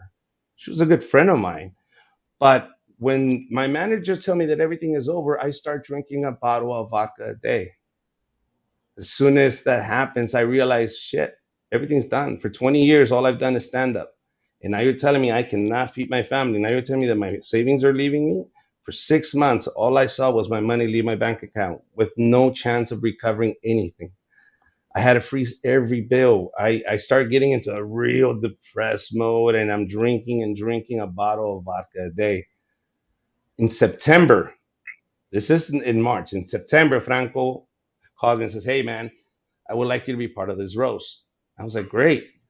Then I better get 2 bottles because today we're having a show." Just because they tell you you're having a roast, you're working, doesn't mean that the last 6 months of you drinking a bottle of vodka go away. You add antidepressants to that, and you add marijuana to that, and you're self medicating all day, and that's all you do all day. I was in the deepest, darkest hole. And he asked me to be on a roast with 8.9 million people watching. And I made a dumb ass of myself, dude. I called her a bitch. I did all this. But it happened. You know what I mean? When it happens, though, I didn't know how Mexico was going to react or Latin America. And storm came the next day. I mean, everybody started coming at me. I got death threats. They told me you'll never work in Mexico again. I said I don't want to because death threats. I'm not going anymore. So you understand? I was trending. I was number one for like 3 days. El Gordo y la Flaca, El Televisa, Univision. Everybody wanted to know what happened on the roast, and of course, like she even said it to all her friends. This is the best thing that could ever happen to me because Of she course. went on every channel and she did every interview and she played the victim and anything. Just the best thing that could have ever happened to me was Richard doing that. And my wife is here crying, going like, "Why am I getting death threats? Why is the baby getting death threats? Why is this happening?" And I'm like, "Because I messed up." So that happened, and everything goes to hell. Um, I realize what I've done. I realize that that's going to stay there forever. But I don't stop. I said, you know what? I can get up and fix myself, and I can shake this off, and I can fix my mistakes and become a better person, or I can let this eat me up. So I decided that's it, man. No more drinking when I'm working. No more uh, this and that. I gotta go get therapy. I gotta go to AA. I gotta lose weight. I gotta learn what I did wrong. So fan reaches out and says, "Why don't you take this course on sexual harassment prevention training, anti-bullying, and this, just so you know what you were doing wrong, and at least you have some insight on that." Well, afterwards, she tells me, "Your story was so funny the way you told it. Would you like to teach this?" There's no shows. Keep in mind, there's no shows. Yeah. Says, "Do you understand? I did the bullying." She's like, "That's right. See, we use other alcoholics to help alcoholics. We use other drug addicts to help other drug addicts. You're a good example of what not to do. You go You're a teach great that." bully. But Yes. it's not bullying if it would be like if you and I got into a agreed to do a boxing match or MMA or and then we beat the shit out of each other, and then I'm mad at you because you beat the shit out of me. I'm like, well, didn't we agree to jump into the ring and fight Listen, under a certain I, set of I, rules? I understand that. I understand that. Latin America doesn't understand that. See, I come with the mentality of the comedy store, but what she Yeah, told everybody in Mexico is because they're not ready to do comedy. Oh, it's because they don't know how to do comedy. I was like, no, it's because I was drunk. Don't generalize every other comic because I was drunk, high, and under medication. That I know what I did wrong. I'm not saying I didn't do something wrong, but don't blame other comics or say that we weren't ready, or don't say that I'm not funny. I made a mistake and I owned up to it. But don't generalize and say that I'm not funny. I'm funny. I just I was at a roast. And you know what? I talked to Tom Segura about this. And he was offended at the guy and at everybody who's like, "It's a roast, bro. You didn't knock on her door and say, hey, let's fight. They told you that's your opponent. Go at it. Regardless if you do it right or wrong, you just lose and that's it. But there is no hard feelings. We don't get our feelings hurt, but they did." well, So I mean, there's like this is wrong on so many levels because, well, I never in a million years thought that any Mexican would ever be. I mean, the horrific things that they I've heard and they coming back. invented the word puto. They invented that word. It's the F word, really, for homosexuals, and it's thrown around freely to this day behind closed doors. I'm sure it's. I mean, I still hear it outside, but I mean, it's getting better. But you cannot tell me that they're really offended by anything that anyone has said. I mean, it's coming from this culture where, like you even talked about, like women still almost barely have rights, type of a thing. So I can't understand how. Like I'm on Tom's side. Like how in the world. I mean, I'm offended that happened, and it's quite the opposite as far as comedy is concerned. Because I mean, when I started seeing that you were doing shows, and I didn't realize, I didn't put the two and two together, but I'm like, how are these Mexican comics getting into the improv? Not that I wanted them not there, but I'm like, they're obviously selling tickets, but it's not our kind of comedy. It's like going, it's this whack. It was like my parents' comedy. Like they think it's funny, or like men dressed as children doing shows and wacky, and it's all and like that's not what we do. I don't think but No. But well, see, good there is for a change them. now. No. But that's not the comedy that is in Spanish now. There's real stand up now. Is They there? don't Oh, dress up. Yes, no. You don't understand. The Carlos Vallartas, las Dani Sosas, the Franco Escamillas, the Mike Salazar, all these guys, they're all Richo Fari, they're all doing stand up. like proper That's stand. what. Like, That's why when I showed up in 2013, they were virgins, man. They were just starting. That's why I had such success because I come in with 14 years of experience, and they're like, "Where did this guy come from? He knows how to do stand up really well, and that's what we're trying to do." But they also developed and started writing, and now they're doing stand up, not knock jokes, not Pepito jokes. These are real comedians that are now coming to the U.S. and selling out. Carlos Vallarta just created a huge splash at what Netflix is a joke festival. He was the talk of the town. He's up there doing Spanish and English comedy in multiple venues, killing it with his special on Netflix, his third special on Netflix, amazing. selling out improvs. And this guy talks, he says Jesus is not real. That's the name of his tour. Do you understand? Cristo no existe. That's Please the don't know name of his story. So do you understand? It's stand up. It's stand up. These are not proper jokes. stand up. So the proper stand up, and I brought that in 2013, and the improv. I remember that one of the managers called me and says, "Do you know what happened? We're celebrating 50 years of the improv, and in 50 years, we never had to say Spanish or English till you showed up. You showed up, and now every improv goes the Spanish or English show because we have two." I was like, "Oh, not bad, good." You should be very. Yeah, you know what? We all have our ups and downs, and I'm glad. I'm hoping that you've come out a better person for it. But you didn't do anything wrong, though. Well, besides being totally drunken. And Yeah. if it wasn't creative the way you called her a bitch, then yeah, I guess it wasn't done right. But you should But be you ready don't get for crucified. anything in Yeah, the road.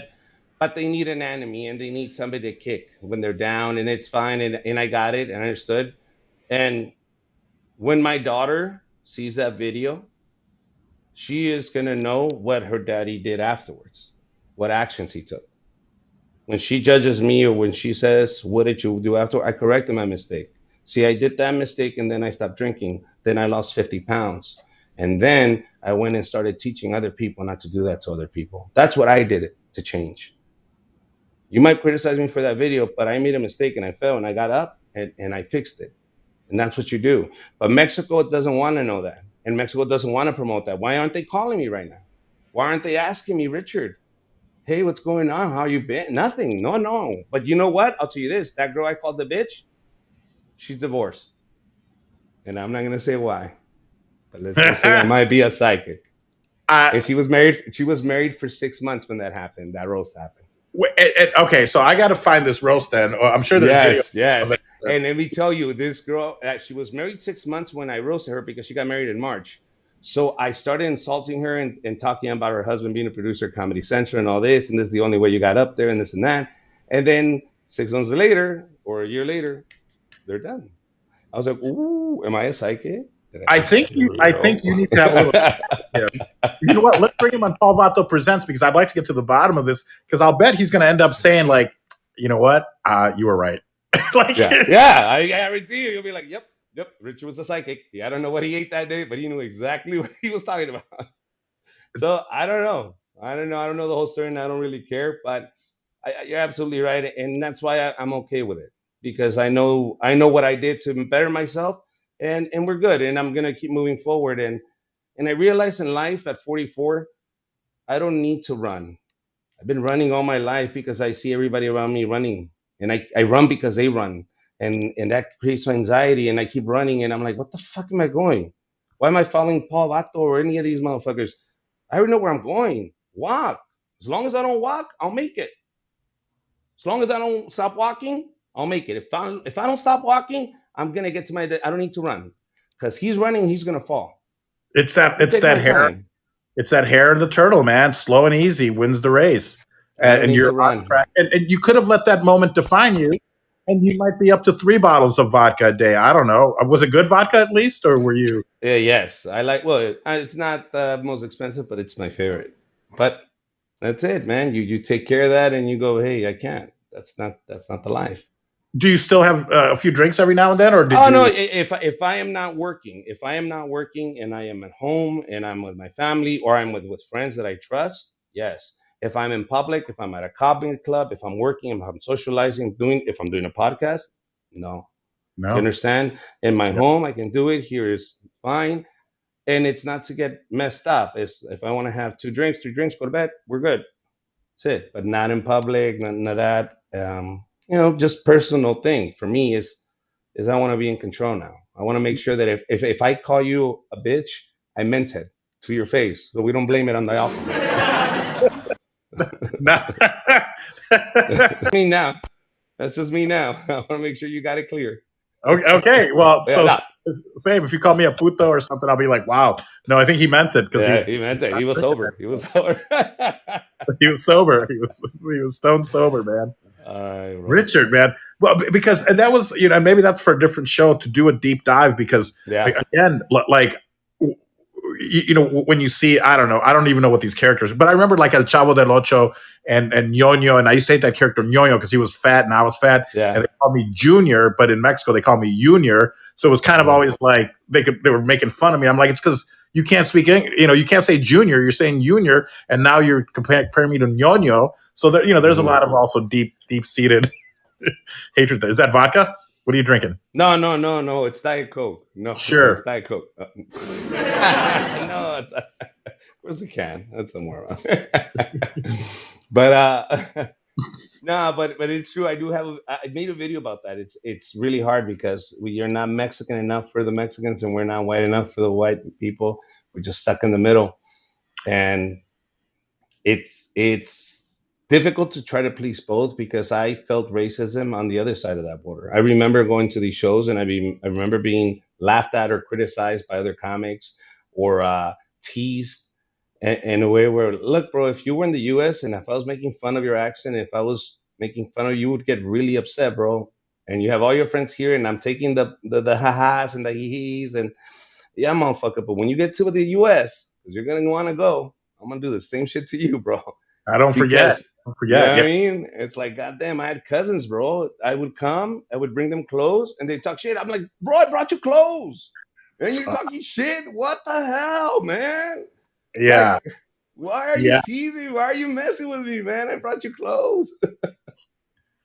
Man, and you're right. You know, we've suffered that. Suffered. I don't know, but since the late '90s, you know, when I started doing comedy, and because every year was, oh, there's a Latin explosion this year. You know, starting with J Lo and then Ricky Martin, and I mean, I even parodied the song "Living La Vida Loca" to "Living La Vida Floja." I remember writing because it worked in Yeah, English, yeah. and it's living the crazy life became living the lazy life, and but every year we even wrote a show and we were going to call it "There's a Latin Explosion in My Pants" because we were so upset. Every year is a Latin explosion, which Yeah. never happened, you know. And it's like we would take our ideas to ABC, the All But Chicano network, or NBC, the Nothing But Caucasian network, or CBS, the Caucasian broadcast service, and they would be like, "Have you tried television or Univision?" Which are, for those that don't know, those are the Latino.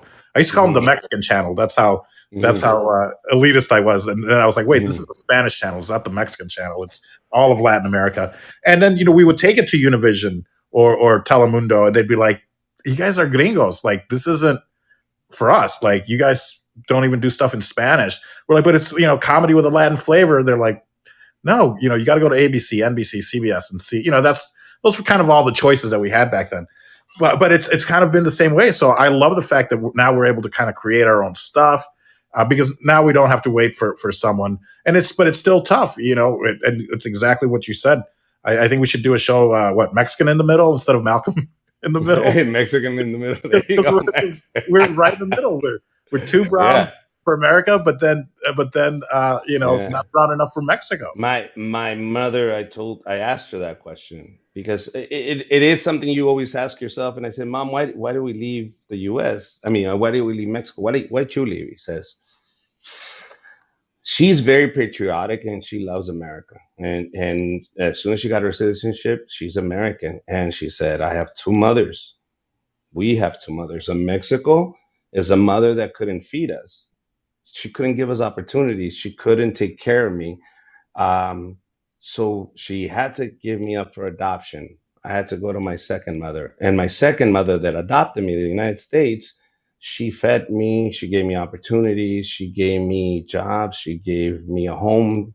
Uh, she gave me all of this. Do I dislike my mother? No, I knew the sacrifice I had to take to leave my mother. But in order for you and your brothers to have a better life, I had to go to my other mother. I don't dislike any of my mothers. They both served the purpose. I just couldn't live in the other side because she couldn't feed me. That's it. But you don't stop loving mothers. They both No, took care of you. that's a wonderful sentiment. So your mother sounds very wise, and that makes perfect sense. And it's I mean, through no fault of your own. I mean, you were born in the U.S. You were born in Hmm. and then Hmm. uprooted and taken to Mexico, And and then brought then, back at the age of 10. So you know, but I got to live both cultures. Like I have dual citizenship. I got to experience both sides, and good or bad, regardless. It created who I am now. Like all these stories that I tell, people go, I can't believe it. I said, I can't believe you can't believe it. And then I meet people who go, I know exactly what you're talking about. You're right. I'm like, oh shit. Okay, so you live my life. Yeah. So it's there, but little by little, you'll see you create your own lane. Like the stand up lane with the Spanish comics, when I created, started bringing all these big names, everybody opened their eyes. And regardless of what we think, Hollywood is still greedy. And as long as it's making money and in its business and they can make $1, they're going to do it. And right now they're selling out these Spanish shows. They're selling out, and I it's gonna only saw get that. bigger. It's All right. only gonna get bigger.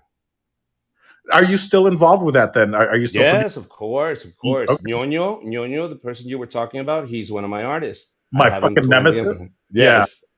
Oh, I didn't Edgar know that. Vivar. Edgar Vivar. Who else? There's a couple other comedians that we have on tour right now, and Spanish comedians that I represent across the country, that I keep pushing with Spanish comedy is. I want to now start putting them into the festivals. I would love for Just for Laughs to just give us an opportunity to do a Spanish New Faces, or and have me host a new Spanish New Faces, or any of these Spanish shows that we might have on those platforms. I know Netflix is a joke. I know Just for Laughs, they were going like, why are you doing this? But now they have a chance to really step up and say, okay, are we going to be more diverse? Then we're going to bring Spanish comedy. Wonderful. Well, I love that you're on the forefront. Do you think, when did you produce films then? Because I was going to ask, do you think that being a film producer has helped you then produce maybe these shows, or was that a different world? What was that like, producing films in Hollywood? Well, it was in LA. They were not in Hollywood. I'll tell you exactly what happened. This company, it doesn't exist, called the Olympus Act. Now it doesn't exist, but it was a bigger company of Cine Mexicano. And what happened is my manager at the time was Acquisitions. He would buy and sell movies. So he comes to me to the table and says, here's $250,000. They want you to do 10 feature films, all gangster movies. I said, sure, give it to me. This is right after my divorce from the Border Patrol agent. So I needed cash. Let me call Noel. Yeah, and that's how Noel got. Yeah, that's how I met Noel. I put him in 5150, trapped in the 5150. I put him in a bunch of these movies because they're all Cholo movies, and I produced these 10 feature films in 3 years, and I did it with the intent of learning how to produce, how to edit, how to do all this stuff, and to put myself in front of the screen. But when you're the producer, you don't get to do that. I realized that when I got the money, I realized, oh no, I don't get to act. I get to go get some water because this is not enough money for 10 feature films. So I go ahead. You said he gave you $250,000 to make 10 films, or per film? No, for the 10 films. What? Do you understand what I'm telling you? I signed a contract with these Cinemax, and they all got national distribution. And I'm gonna start making like clips of them so you can see the 10 feature films. How do you even make a movie for 25? I'm sure some could have cost you 30, some could have cost you 10, but how do you? I mean, this is what you do. A food budget for a big film for one day. So how did we start with the crack business? You gotta use your family. So my right hand man was my brother Teddy. At 17, he was my super producer. He now works for BuzzFeed. That's one of the head producers for Better Like. You understand? Yeah. Like, but he started with me in the trenches making these low budget B movies that went straight to Walmart to the $5 bin. But we didn't care because now I bought a production truck and I had a studio in Huntington Park, and I had bribed the mayor of Huntington Park to let me do shootout scenes and block off streets and use their sheriffs and did all this shit. And this was already a long time ago, so I can't get arrested for this. But we did all this crazy shit in Huntington Park. We shot everything. All 10 feature films were shot in Huntington Park, except for one in Mexicali, Hostage. That's the only one we shot in Mexicali. But other than that, everything else was shot in Huntington Park. 10 feature films. Wow! What a crazy story. I mean, this is almost this. And you can look them up. It's Trapped in the 5150. You can go to IMDb, look up Richard Villa. Zula Entertainment was a company that I was using at the time. Zula. Oh, you can bet I'm going to look it up. No, yeah, look at it. Funny. Look at it. I mean, and I believe you, but it just shows. I like to call it maybe like Mexican ingenuity. It's like you said, how do we start the crack business with family? You know, you go in with resources, call in all your favors. But I could see where it would get easier. I mean, I still can't wrap my brain around that with $250,000 you could make 10 films. $250 a piece, yeah, okay, easy. But I can see where it got easier because if you were buying your own equipment, then okay, the first film you spend whatever it is to make that first film, but now you own the equipment. Now it's yours. Now you've got the trucks. You've got and it's probably getting a little bit easier because now the crew is ready, and Noel's going to do more than one film for you. And and that's how I did it. I shot all 10 thinking in the same time. All 10 were here. I said, I have to shoot and say, okay, save this for that movie. We're gonna save that for that movie. Do this for that movie because it's cholo movies. So gangster movies. Okay, yeah, okay. I need more lowriders here. I got this one. Okay, got it. Okay, very good. Do we have footage of the other stuff? Yeah, okay. Cut that into this, and then we're gonna edit this. Then okay, there you go. Boom, new movie. Did I had to get so creative with all these. who Some wrote cholos were another cholos. Huh? who wrote these movies? Every single guy that ever came to me and said I wanted to write a movie, okay, write me a cholo movie and I'll pay for you for it. And they say, really? It's going to be made. The thing is, you're a script writer. Nobody's ever made one of your movies. Now you have an opportunity to write a fucking movie and get $1,000 for it, and it's going to be made. And you can now say, this is my first movie and on IMDb. Here we go. And that's how I did it, man. Everybody had a story to tell. Write it down. Let me hear it. What is it? So I was taking scripts and buying them for $1,000. That's I would it. have told you a script for $1,000. Of course, you're like, all right, I would have made it, and I you would would have have made made it. it. We're And gonna I have would a have Paul made it. Vato movie. Paul Vato movie right now. So, so I have a project right now called El Sapo. It's about a Mexican wrestler that basically flees to the U.S. and finds his way back to the top. And it's a mini series, 10 episodes, 5-minute episodes each. I'm producing the same thing, just like I produce these films, but now we have more money, we have more equipment, and we're more experienced. Let me stop you right there, sir. I'm in. Whatever your offer is, I'll take it. So Okay, we're doing El Sapo then. You're in El Sapo, bro. You're gonna love it, and it's literally 5 minutes, and we're planning on shooting this in 3 days. perfect. So it's 3 days. We one weekend, and I already have the guy that does the wrestling Mexican wrestling scenes here in LA. Says you just pick the date, and I'll introduce you on stage, and you can wrestle. Just rehearse your moves, and we can do whatever you want. You can use the audience. You can shoot whatever. And those are the resources I'm talking about. I wrote a movie according to what I have around me. I said, oh, I have a very good friend that says you have my entire promotional company to do whatever you want, just use my logo. I said, sure. Can I get the mask? Yeah. And yeah, we got sponsored everything. So Is now this we're just gonna. Hmm? a real story? This is a project I've been working on. Let me see if I can see the mask real quick. Hold on. Maybe we'll see it here. Hold on. Let me see if I can show it off to you real quick. I Oh, should I have also it here. before I Yes, come. forget, I want to say that I love your logo. I like that you have your own logo. Oh, thank you. The Thank you RV very there much. on the back of your seat there. It's I didn't remember until I saw it, but Yeah, I don't know. It's somewhere in there, but yeah, the sapo mask is somewhere in there. But it's I'll send you a photo of it. But yeah, yeah, the logo on the seat. You mean? Yeah, it's yeah. because I have two guys that sit next to me for the podcast, and they kept taking my chair, and I said, "This is my chair. Don't take my chair." I put my logo on. I said, "Now it's my Now chair." it's my chair. It's got the RV right there. Already on there. Well, Paul, uh, man, what else? How long can you stay here? I mean, I can talk all I night, can man. go all night. We can Joe Rogan this and go for 4 hours, whatever. No, 4 hours. you tell me, because it's been such a pleasure to reconnect and see your Mm. success, and what a roller coaster, because you could have let that moment define you. So you are obviously a man of strength, and to be able to then go, like, just do that mind shift, and now you're teaching that's what gets me, is that you're teaching Yeah. an And anti-bullying class. yeah, but then now this becomes part of my routine, my act, and a lot of people tell me, "Well, what do you talk about then?" I talk about my life on stage. That's it. Shit that happened to me. Because you're already offended at everything. So if you get offended at anything that happened to me, I'm sorry. You go get your own life and go get offended at that. Because why are you mad at me because it happened to me? Stop getting mad because it happened to me. Okay, just enjoy the show.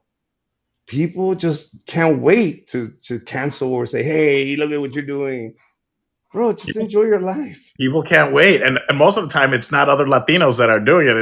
It's other people are being. It's just other people being offended. Even like this whole Latin X thing. Is it? What's your opinion on that, on Latinx?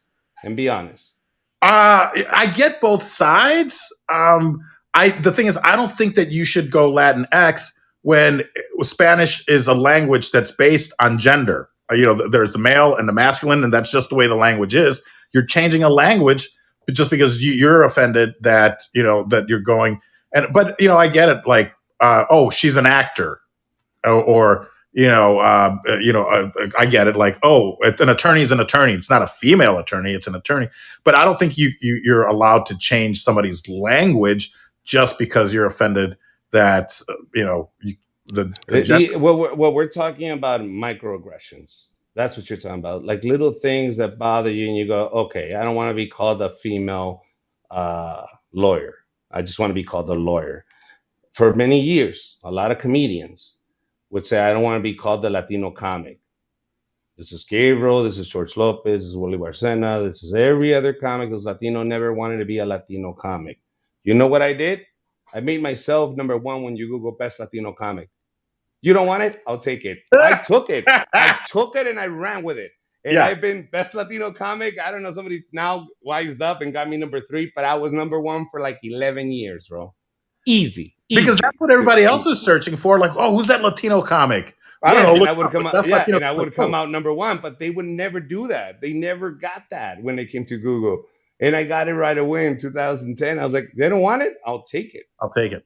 And I was getting a ton of jobs because of that. That's amazing. No, that's great. It's like they want to, I'm a comic who happens to be Latino, but it's easier to go like, yeah, I'm a Latino comic. Like, but how quick did you go do Que Locos? Right. Oh, wait.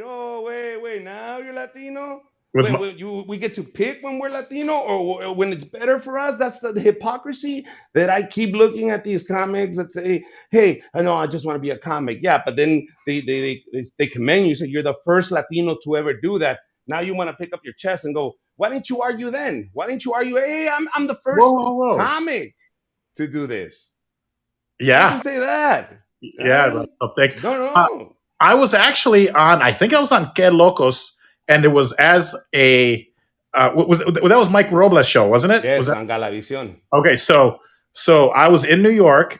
I went to Saturday Night Live because my friend got hired by SNL. This was in like 98, 99. He got hired by SNL, so he invited me to come out to New York to his first show. So I was around there for I ended up staying like a couple weeks in New York, had a great time. And then I saw that Que Locos was filming at Caroline's. So I somehow, I remember I went by myself. I kind of connected with a young lady next to me. So we looked like we were a couple.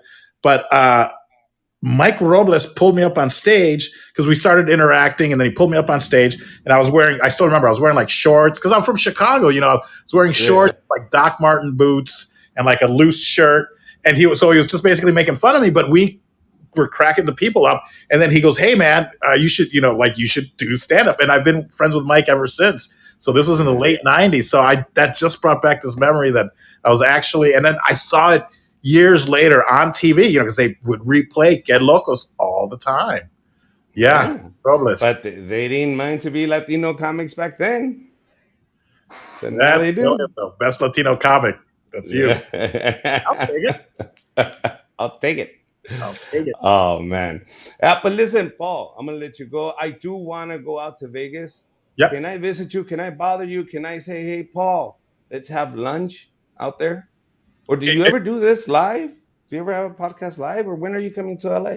Well, yeah, I would love to either, we could do this in person and but stream it live like this on Fireside. I love this platform. It's started by Fallon Fatemi, and then Mark Cuban is one of the big investors. And I love the simplicity of it because it's saved on the platform. So and you can interact, you do it live. So even if you just have a few people in the audience, it's better than having no people, when we do a podcast via Zoom.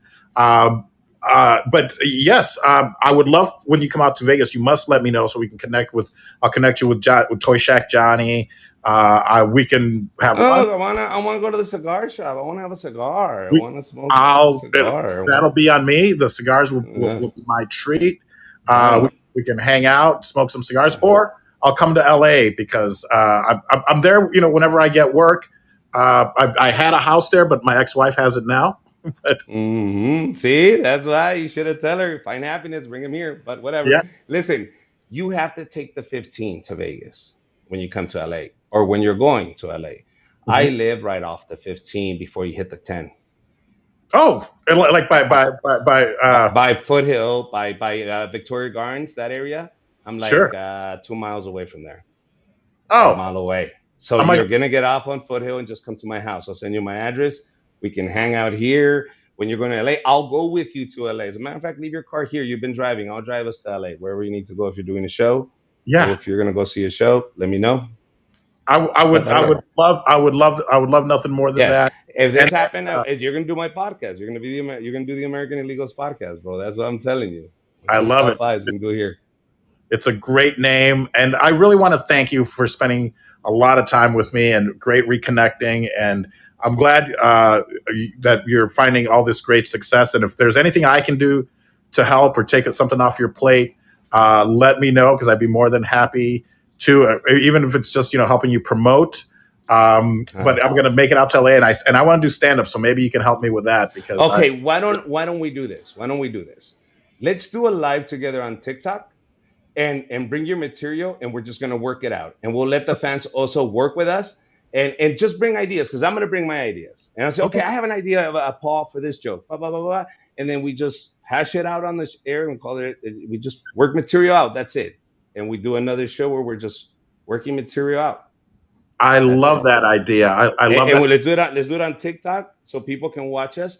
Because then what I'll do, the material that I work with you, I promise the audience that I'll give them a full stand-up show by Friday. So That's what I'll amazing. do is I'll work the current material out with you, Paul Vato, and then I'll say, okay, Paul Vato gave me that tag, this tag, and this tag. Let's see if it works. And then I'll do it at the haha, and by Sunday they can see the stand-up and go, this is what Paul Vato helped me with. Or You check know out what? the original video. I love that idea, because I feel one of my strengths is punching up, and maybe that's what everybody says, like, oh well, because maybe that's the easiest thing. I don't know, but I'm always able to look at somebody's material and go like, ooh, you could say this or do this. So I don't know if that's Yeah. in itself is a talent or not, because if it is, I'm like, well, then why don't I just do that with myself? But I find it so much easier to do it for other people, and maybe it's just our natural. Yes, if we do a writing session, that's it. It's like, okay, Paul, so this is what happened. This is my idea. This is where I'm going with the joke. And then you go, no, no, no. What if you said this? And I've done a million of these writing sessions where it becomes so much fun because everybody's tagging. All of a sudden, the audience is going like, no, you guys should say this. And you're like, oh my God, he's right. Look at this. So I love the that. audience get to participate. I love the participation aspect of the audience, and then for you to be able to give them a final full product that said, Oh like, yeah, I'll guys, be punched up. I say, look, you guys want to see what Paul Vato did? And then you even grab it and share it and go, look, me and my boy Richard, we worked on this. Tell me what you think. And then they can brilliant. see the process of, oh, you told them about that tag. Yeah, I gave him that tag. Oh, that's hilarious. That'd be great, man. Are you down to do this? I am down to do that. You tell me, Okay, because I I'll also set have it a up. lot of, I'll send you an yeah. email. What's your schedule like? What's good for you? When is it good for you? I'm pretty open now, except for these, that I've been doing interviews. But I can, within the next week, I can stop sending out invites, and then I won't get any, any people. Oh, and thank you you used Calendly, didn't you? You used Yes. yeah. Yes. It's a very non-Latino thing of you to do. So you and Anthony and Citric both use Calendly, and I was like, I didn't expect any Latino comedians to use Calendly. Like, yeah, I'll do it. Let's just set it up. Like, all right. Okay. Yeah, not a problem. All right, so we're on then. Let's do a live on TikTok, me and you, and let's do a writing session. I'm gonna promote it, and I'm gonna Perfect. put up that we are gonna be doing it together. So if they want to go on our live and watch it, I'm gonna set up maybe 8 o'clock. Is that good at night? You know what? Yes, 8 o'clock, except maybe on Tuesday, because I record. I'm a co-host on another Film Talk with AJ Dean, an award-winning podcast. But so really, I think Tuesdays at 8 might be the only day that's not good for me. So any other day, Yeah. Okay, perfect. You got it. Let's see if we work out Wednesdays. You got it? Wednesdays, I think would be good, unless Butch Bradley and I do something similar here on Fireside. But if you set it up for Wednesday at 8, and let's do it. And if it doesn't work, we'll do another. It doesn't matter. We can do it whenever we want, because literally I'll let you know. Are you busy right now? Let's do it live now. Let's go live. Let's go live. I've been wanting to.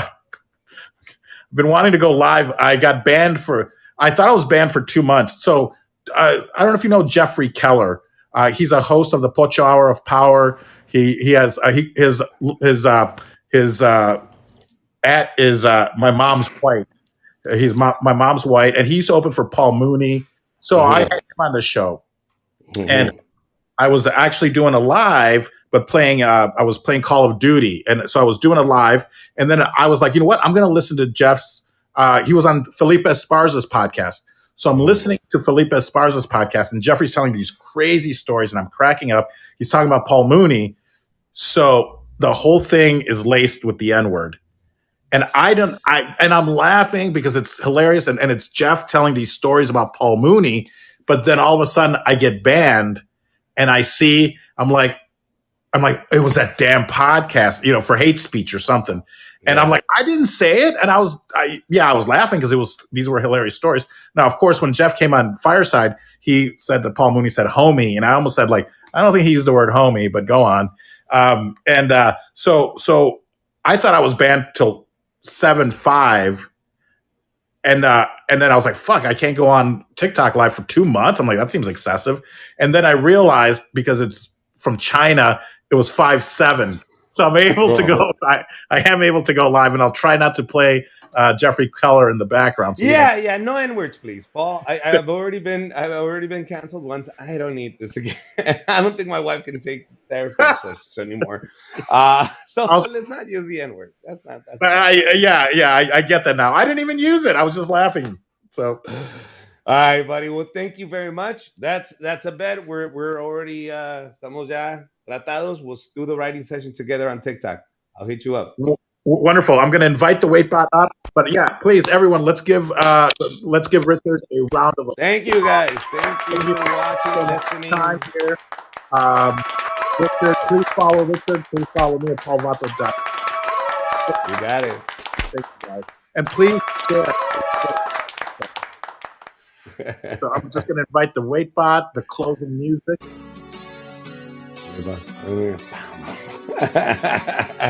Richard, thank you, sir. Gracias, un abrazo, un abrazo. Okay, abrazo. Ahí nos vemos. Cuídate. Bye. Crown power. Okay. Crown power.